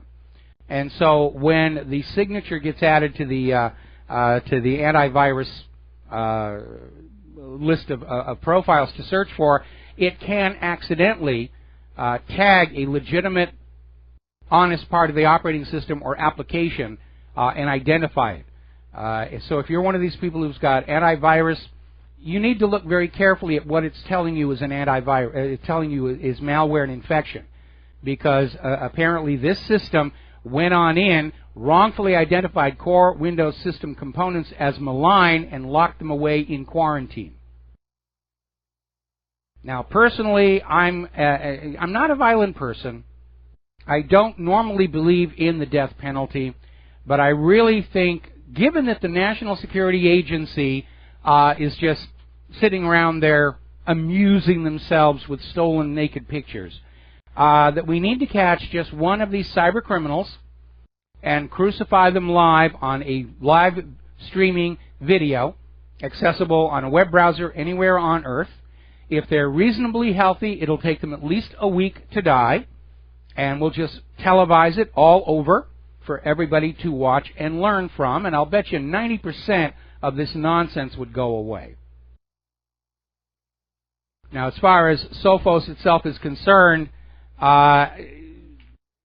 it almost seems like the actual quality of software being produced is in decline. Products are being shipped before they're fully tested, and a big reason for that goes all the way back to the early days of computers, where Apple was just starting up, IBM PC was just starting up, Commodore was just starting up, and I still have my my VIC-20, and it still works too. And they all went and they lobbied the U.S. government saying, we're a brand new startup industry, we have a huge, huge potential, but we need to be protected because there are a lot of mistakes and problems out there. We need to be protected from product liability while we get our feet on the ground. And Congress went along and said, okay, we're going to protect you. And that was all well and good when the computers were still Apple IIs, IBM PCs, Commodore, TRS-80, Texas Instruments, and whatever. There was a whole menagerie. The Osborne. Remember the Osborne. But computers today are a multi-billion-dollar-a-year industry. And they really don't need to be protected. But they still are. And because of that, they are not motivated to make sure their products are working properly before they go out the door. It's almost a running joke that every new Windows operating system is shipped with anywhere between 4,000 to 6,000 known problems that they'll get around to fixing eventually, because nothing bad happens to them for selling products that are not 100% perfect. And the rationale is hard to understand. If you own a business and you buy a delivery van, and because of a design defect, the delivery van crashes and you suffer economic harm, you can sue the manufacturer of the van. But if you buy a computerized accounting system for that same business, and because of a design flaw, that accounting system crashes, wipes out all your data, and you suffer financial harm, you cannot sue the software company. It's in that end-user license agreement. Obviously, the manufacturer of the van is going to be working hard to produce a quality product. The software company isn't. They're going to be looking for the next whiz-bang that gets you to buy the new, updated system. And that's been a real problem. And that's why so much software that's out there is just full of bugs and crashes and poor documentation. And it can be very frustrating and angering for those of us who remember a golden age when the stuff pretty much tended to work as the manual said it was going to work. It's time to remove product liability from computers. It's time to restore product liability to computers and software. For the same reason, it's time to restore product liability to vaccinations. The reason vaccines are so out of control is because you can't sue them. The Department of Homeland Security made it impossible to sue vaccine makers. If you have a claim against a vaccine for damage, you have to go to the vaccine court. And the vaccine court, citing that now discredited CDC report saying there's no link between autism and vaccines, will deny payments to people. It's a wonderful system for the vaccine makers. And it's really, really crooked. All right, we're going to take a break to do a shout-out to our honor affiliates who are just now rejoining our network. Getting on back to the computers, apparently over at Denuvo, which are leaders in the field of video game production, somebody actually was able to break into their website, which was not being as carefully looked after as the games. And apparently the company left some of the directories and files open to the public, and they're now in the middle of a huge data breach. And that might include some of their proprietary software, which is now going to vanish into the ether. Remember how Bev Harris found the GEM software that Diebold was using to steal elections?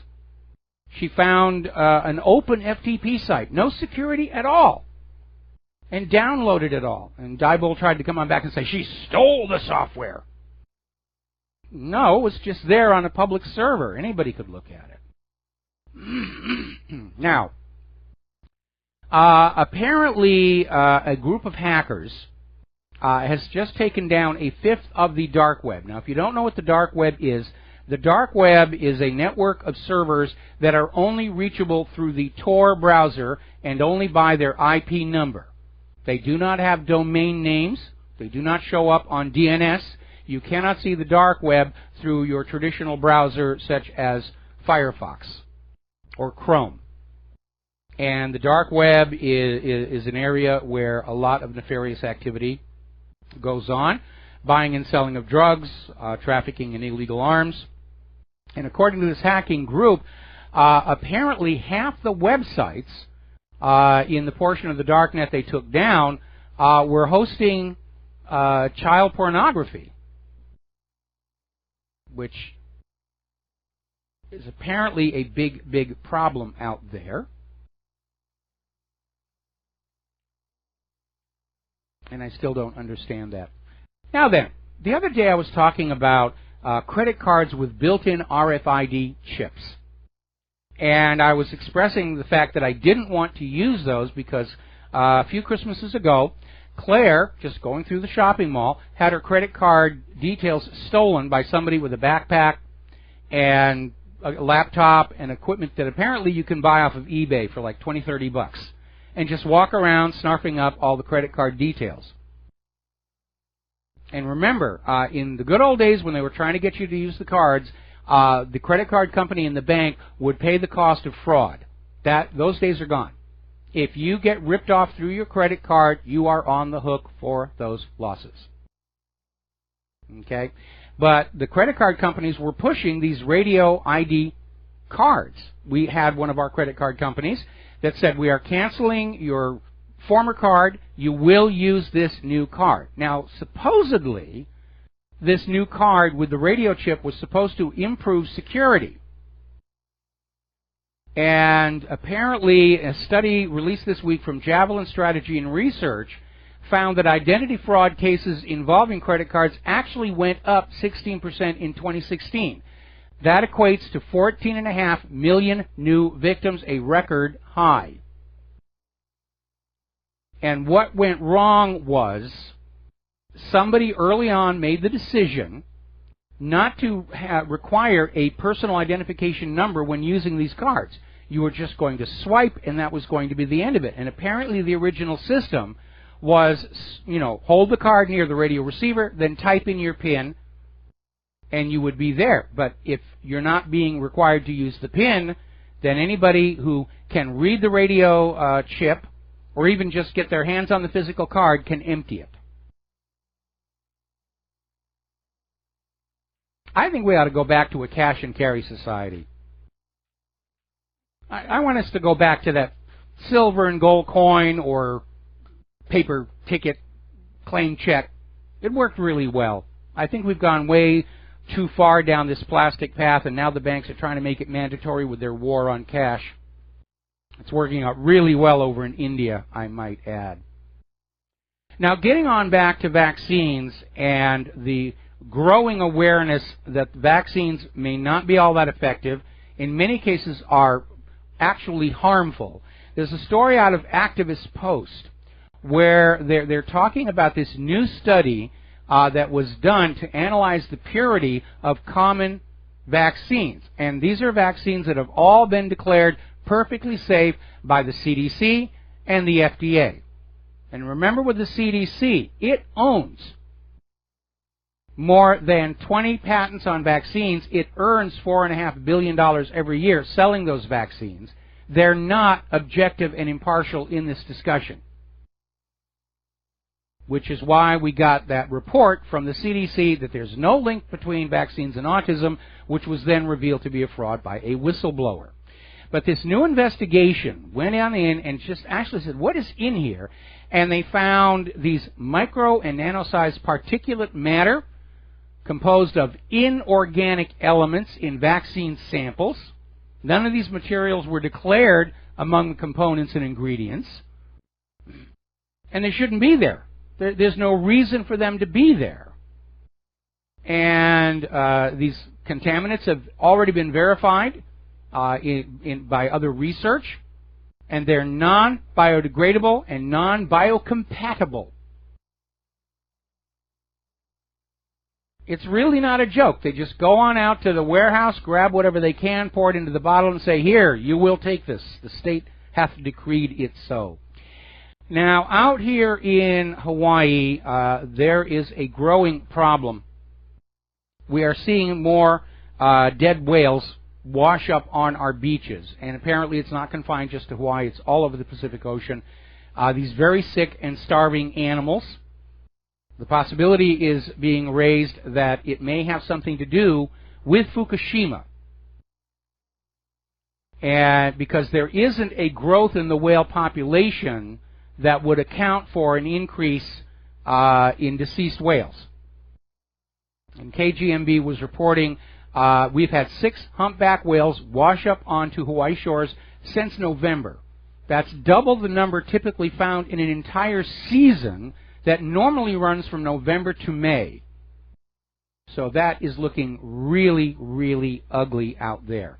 And the Fukushima angle cannot be ignored any longer. Now, of course, the corporate media is going to tell you that anybody who's worried about radiation from Fukushima. They're a tinfoil hat, kook, wingnut conspiracy theorist. But there's something you need to remember. Those reactors at Fukushima were all designed by General Electric. 2 of them were built by General Electric. The other 2 were built by TEPCO from General Electric's plan. General Electric has some 20 of that same model reactor here in the United States of America. And General Electric owns a large chunk of the corporate media. Now, I'm getting a lot of emails from people in Japan who are very concerned about what's going on. The radiation at the area is at 530 sieverts per hour. That is just below the level of literally guaranteed lethality. But we're all being told nothing to worry about. It's going to be fine. Nothing to worry about. What you ought to do, go over to Google Earth and do a search for Fukushima Daiichi, and it will take you over to those ruined reactors. Then zoom out a little bit and take a look at the area around the remains of the power station. You're going to see all these cylindrical drums and these square boxes, and they are everywhere. These are holding radioactive waste that is considered too dangerous to dump back in the ocean. And by the way, they are allowing some of the radioactive waste to go into the ocean. So this morning I dusted off my old radiation meter. Remember, after Fukushima happened, I was doing a daily radiation count. And I stopped doing it when we got back down to the baseline count for this part of Oahu. Because remember, we're all living on an extinct volcano, and lava is itself slightly radioactive. So you've got to take that baseline out. And I turned this on, and we're getting levels that are right back up to the worst that we saw following the Fukushima meltdown. So there is something going on out there. But you're a conspiracy theorist if you think about it. I don't know what they're going to do with it. I don't know what they can do about it. If they're accurate, they're concerned that part of one of these reactor structures is going to literally fall into the ocean with all of its contamination.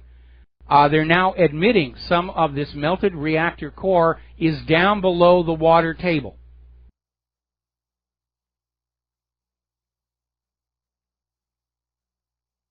What a mess. Now, there are 2 aspects to this that we need to remember. First of all, the safety decisions for all those power stations along the coast of Japan were decided by the money junkies who wanted to save money. We don't need this, we don't need that. The tsunami wall only has to be this tall. There was one exception from which we should learn an important lesson. The nuclear power station at Onagawa, the design engineer who supervised the construction of that, fought a one-man war for the best possible security systems. A very high tsunami wall, emergency generators up on pylons.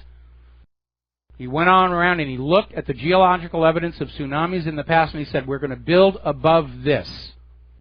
And he literally fought tooth and nail. We're going to make a safe nuclear plant, and he did. Onagawa was the only nuclear power plant on that coast that suffered no damage at all from the quake and tsunami. Sadly, he had passed away, so he didn't live to see the vindication of his design choices. All the others had had cutbacks on their safety features. We don't need the tsunami wall that high. We don't need to put the generators up on towers. And that was one of the big problems. There may be another one, and I would like to find a way to find out once and for all what's going on here. We know that the Stuxnet computer virus that was created by Israel and the United States to wreck Iran's nuclear infrastructure was programmed to interfere with a standard Siemens digital controller. The same exact model controllers were in use at the Fukushima power station, and Stuxnet was known to be in computers around the power station at the time of the quake and tsunami. It's also known that when the disaster hit, several of the safety systems at Fukushima failed to operate as they were supposed to. I would like to know if Stuxnet had infected Fukushima and turned the disaster into a catastrophe. Because that is a very, very heavy price for the Japanese and for everybody living around the Pacific to pay for Israel's desire to mess around with Iran. I'd like to find that out at some point. We need to know. Okay. Now then, here's a really good story. And this is actually something I've been thinking about a lot myself. There's a Portland high school student who has solved one of the world's major problems regarding resources. We're going to take a break for some commercials. We'll be right back with this story. Do call into the show, 800-313-9443. We'll be right back. Hello, hi, America. Welcome back to the show here. And I'm going to finish this story. We had a caller waiting, but I want to finish this story. This high school student up in Portland came up with an absolutely brilliant way of dealing with desalinization. Now, as you know, there's lots and lots of water on planet Earth, but most of it is salty, and it cannot be used. And there have been all these projects to try and remove the salt from the salt water, and this kid, Chai, just said only 10% of the water is bonded to the salt. Why work at trying to break that? Let's just find a way to get rid of that water that's linked to the salt, and that'll leave the other 90% clear. And he's just come up with this very simple polymer that you mix in with salt water, and it simply precipitates out to the bottom with all the salt, and what's left is fresh water. And he's gotten all of these prizes, and everybody's starting to look at this because it's much cheaper than the current desalinization technology, which is all about breaking that water-salt bond. And his idea is absolutely inspired. Just forget about that water that's bonded to the salt. Get rid of it. What's left behind is what you want.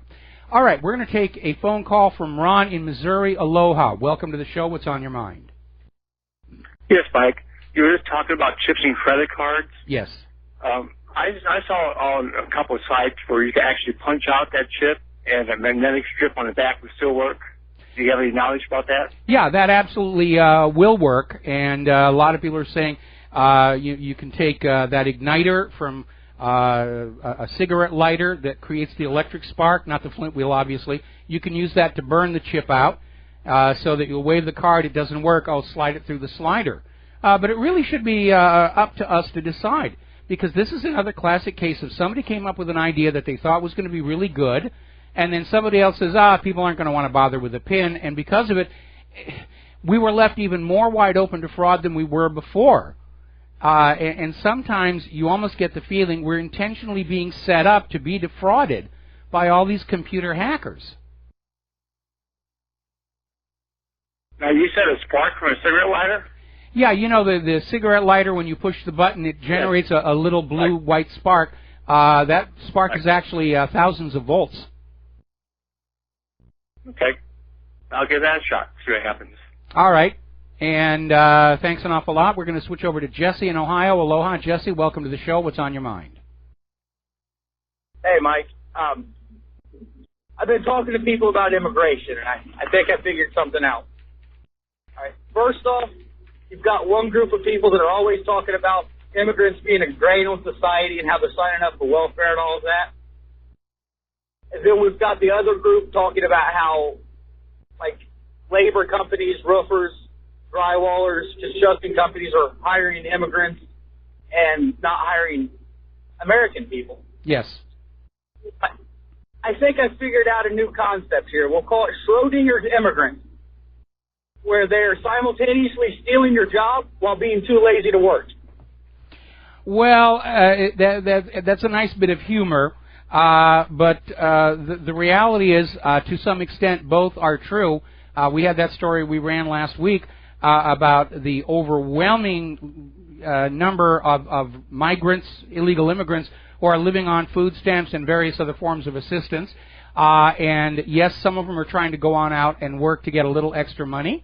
And you'll see them in front of the home improvement centers. But it is, in fact, illegal to be hiring undocumented workers or illegal immigrants or whatever you want to call them.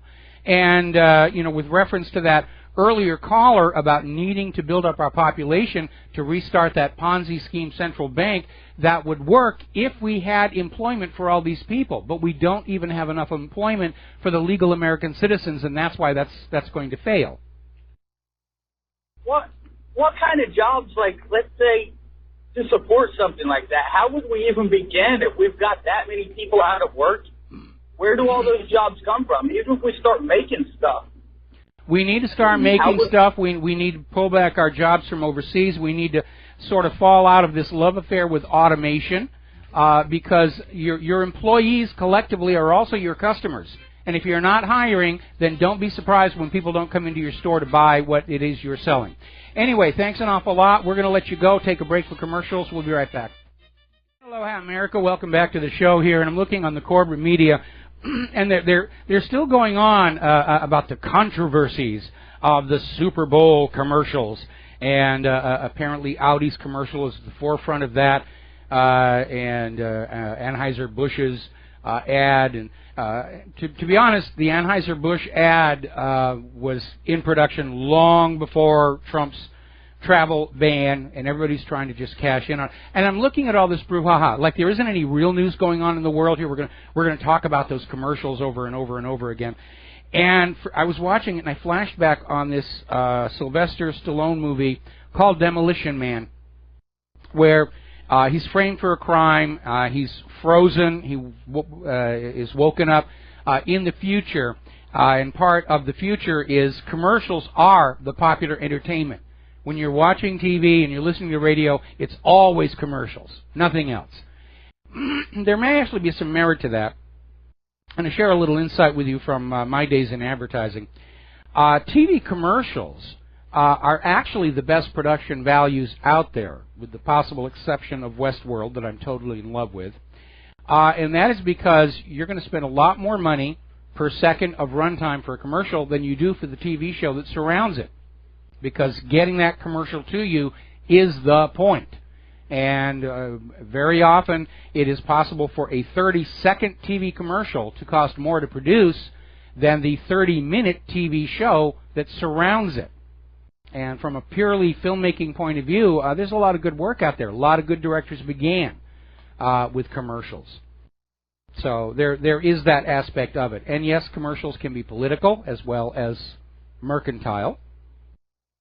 But they're still going on and on about it. Now, again, back when I worked in advertising, getting your commercial on the Super Bowl, that was it. That was, oh, wow, you're at the top of your game if your work is on the Super Bowl. And I did manage to have that a few times, and that was always a big rush. Usually we'd wind up winning a Clio Award for it afterwards here. I'll tell you the other thing, and I'm going to be very honest. I didn't actually watch the Super Bowl. I went in and I looked at the commercials on YouTube, and I did look at Lady Gaga's halftime show, and I thought that trick they did with the drones was really, really cool. I thought that part of it was really cool. No wardrobe malfunctions, no controversy over there. And, of course, that wire drop, that was also pretty impressive. But she's done some really, really wild things. Remember when she did the dress that was made out of sliced meat, and PETA just went totally ballistic on it. And everybody said, what did you do with it? I mean, it's obviously you can't keep it. And she says, I jerked it. All right, we're going to take a phone call. Ralph in New York City, aloha. Welcome to the show. What's on your mind? Hi, Mike. How you doing? I ask you a hypothetical question. How do you see the future and based on law enforcement versus private security? Do you see a downfall in law enforcement in the future due to the fact private security is taking over? Do you see a future in that? Well, obviously, corporations want to privatize every function of government to maximize profitability, and privatization has always been a disaster for ordinary taxpayers and a blessing for the corporations who are making more money. And a good example of that would be the privatized prisons, the prison industrial complex, where they've turned prisons, instead of places of rehabilitation, they're just slave labor factories. And that's why the recidivism rate is as high as it is in this country. And another hypothetical question. There's a crisis right now in nightlife. There was a big article in the New York Daily News about hiring security bouncers in nightclubs and bars. There's a big shortage in this type of line of work all over New York, even in major cities. They're having problems hiring hiring quality doormen and bouncers in nightclubs, and a lot of the guys, a lot of the work retire in that game, and it's having problems. There's a crisis on there. They were saying. What are your opinion on that? Well, who wants to be a doorman? Who wants to be a security guard? They're not exactly glamour positions. They don't pay very well. Exactly. When I was in college, I actually did one semester working as a security guard because I needed to work at night. My daytime schedule was full. And I wound up, I was working for Wackenhut, and I was guarding an absolutely empty building only because my pay was a lot less than the insurance premiums for an unguarded building.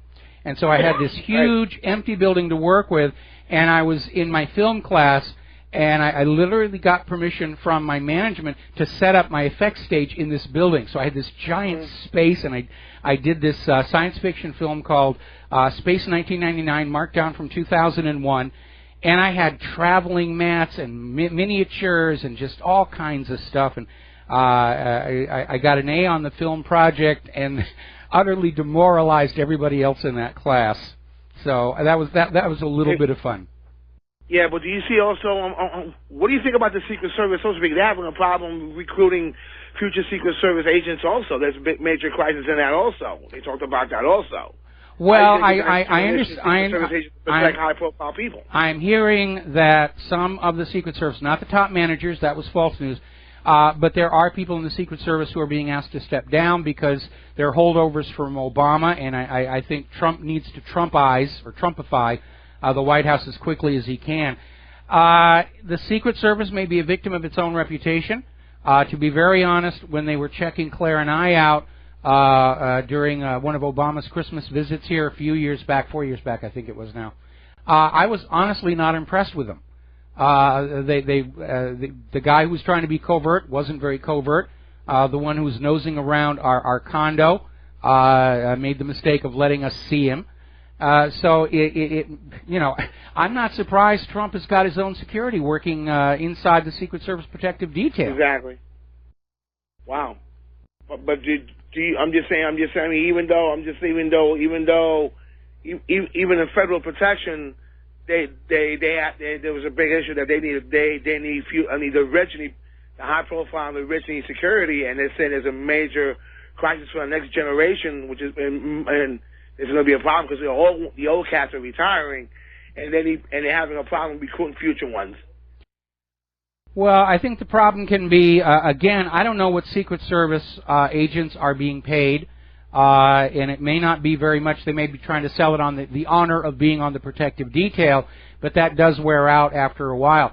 I remember some years ago, before Disney closed down their traditional animation department, they were having a problem getting people because they were paying a lot less than the other animation studios, and they kept saying, but it's Disney, it's going to be on your resume, you'll be great. And after a while, people said the Disney cachet just isn't what it used to be, and that may be happening. That may be what's happening with the Secret Service. When we were kids, the Secret Service was like this ultimate thing, and today it doesn't have the same cachet. And I'm talking about the protective detail, not the anti-counterfeiting part, which is the majority work of the Secret Service.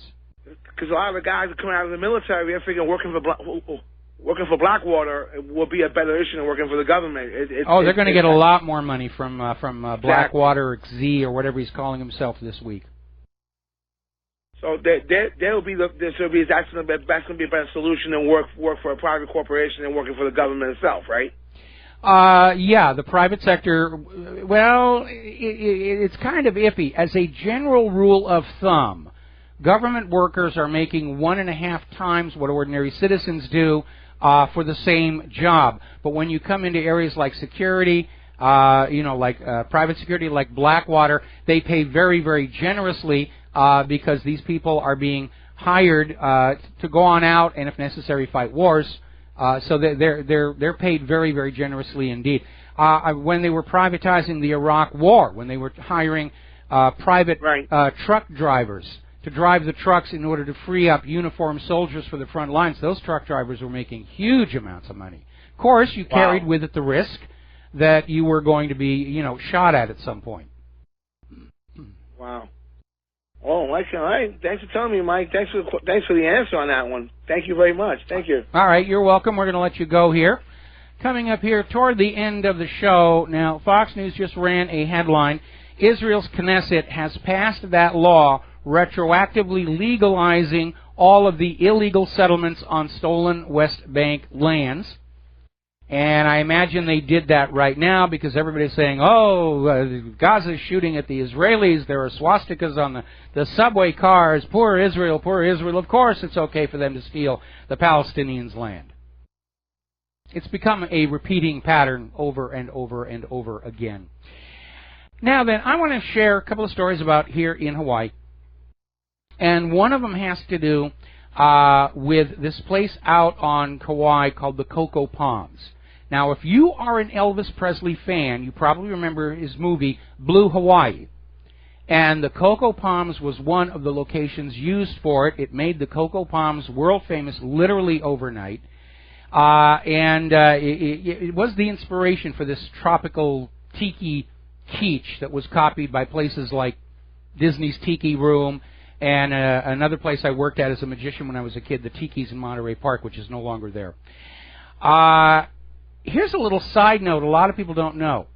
When Elvis was here in Hawaii filming Blue Hawaii, he threw a concert as a fundraiser for the Arizona Memorial. It's part of the history of the Arizona Memorial. A lot of people don't know is that Elvis threw a concert and raised most of the money for it himself, which was a very, very generous thing for him to do. So, my first marriage, I was married on the grounds of the Cocoa Palms, and it's a beautiful place. I made a video about a recent visit there, which I should have put up on what really happened, and I will as soon as the show is over. But we are now getting word that somebody has finally come up with enough money to rebuild the Cocoa Palms, hopefully back to its original glory. And it was pretty much destroyed by Hurricane Iniki, and it just sat there and rotted and rotted. And now they've got the permits. They're demolishing it all down except for the lava stone rock walls, which would be very difficult to get out there. And they're going to rebuild a new Cocoa Palms over it, which, for those of us with fond memories of the place, is a really, really good thing. And they're hoping it'll be ready by the end of next year. And I've already told Claire, if we're still here by the end of next year, I'll definitely take her on over.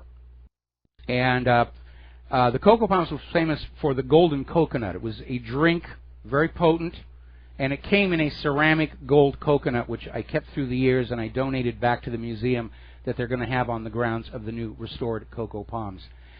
Now then, also here in Hawaii, we mentioned a few weeks ago that on the Big Island, a large section of what is called the lava bench cracked off at Kamokuna. And as a result, a lava tube opened up, and the lava is just pouring out of it into the ocean.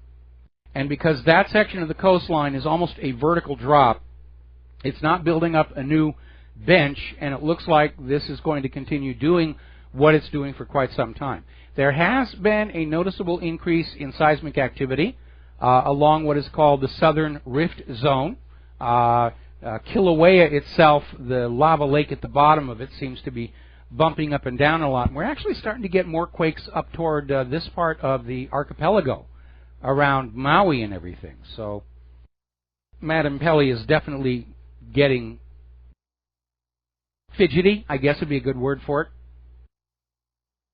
Be a good word for fidgety.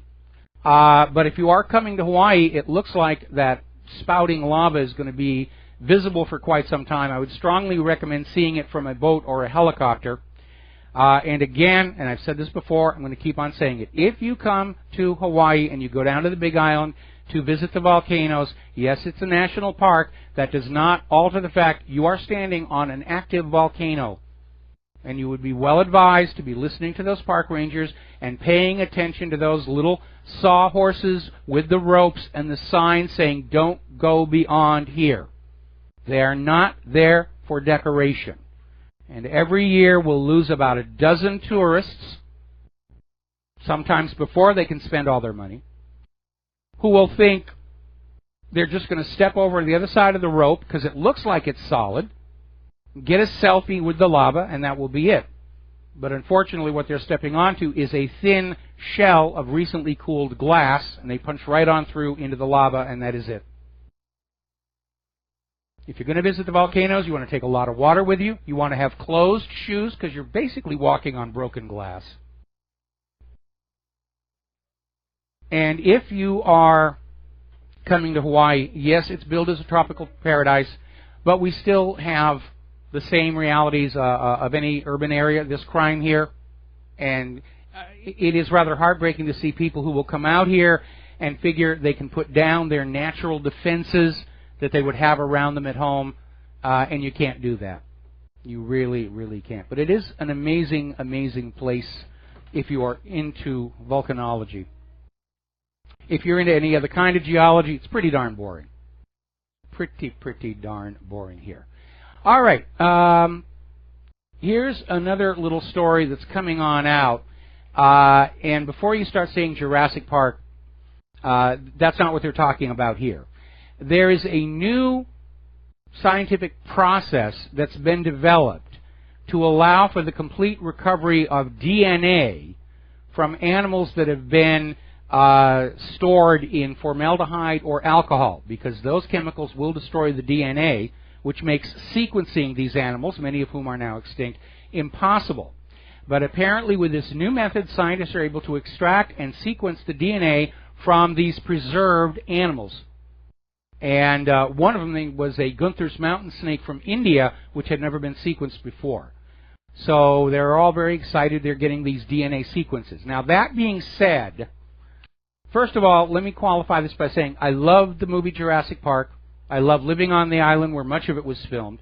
But it's based on a flawed scientific premise, which they kind of sort of acknowledge in the later movies in the franchise, which is you can't create an extinct animal only from its DNA, because the process of gestation involves a lot more than just the DNA. It involves a lot of hormones and enzymes provided by the mother or the egg in the correct sequence. And if you don't have those, and you just substitute in something else, what you get may look like an extinct animal, but it won't be exact, and it won't be something you could base science on.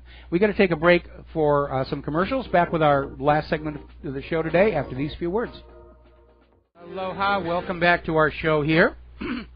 And by the way, did you know out in California, La La Land, where they have all these strict gun laws and you shall not do this and you shall not do that, did you know that the California Senate voted almost unanimously to exempt itself from all gun laws out there in California?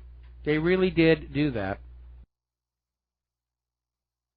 Another case of do as we say, don't do as we do.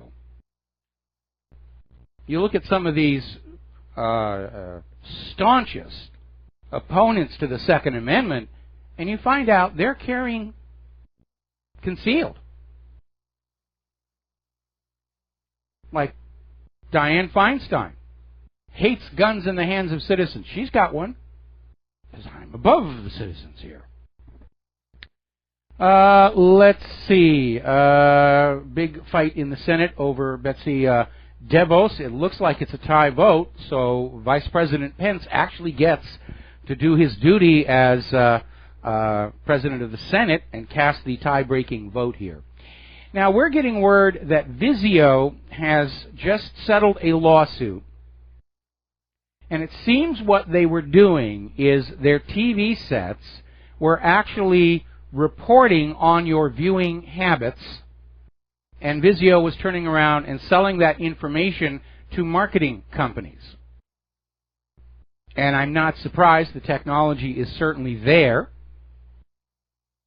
And I can imagine some of the cable TV companies are doing the same, but it's not exactly on the up and up. Now, for some people, they're not going to care. I actually don't care myself, personally. I'm not watching anything on TV. I don't care if anybody knows about it. But there are other people to whom privacy is very, very important. And mostly, I'm in that category. I don't want anybody to know that I stopped on my way home from work and got a jelly donut in defiance of my diet. It's nobody's business but me and the baker. And I understand that this kind of tracking can actually smooth out the process of commerce, but I think everybody ought to have the option of switching it off. Basically, a leave me alone switch. I don't want to be approached by marketers based on what TV shows I'm watching. I'm watching war movies. I don't want to buy an F-16.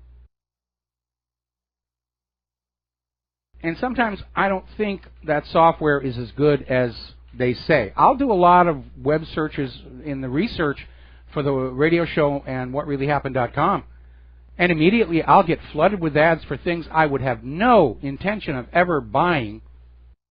But that's what the software says. Oh, he was looking at a website about outboard motors. We're going to sell him an outboard motor. No, you're not. Just doing research. So having a little leave me alone switch I think would be a good idea. It would make my life simpler. And given that you're not going to sell me an outboard motor, why would you care if I have a leave me alone switch or not? Anyway, we're coming up here. There's the music. Time for me to get out of here. I got to do Jim Goddard's show. We'll be back here tomorrow on the Republic Broadcasting Network. Until then, stay safe, stay informed, stay warm. A lot of snow out there this week. We'll be back tomorrow. Aloha, America.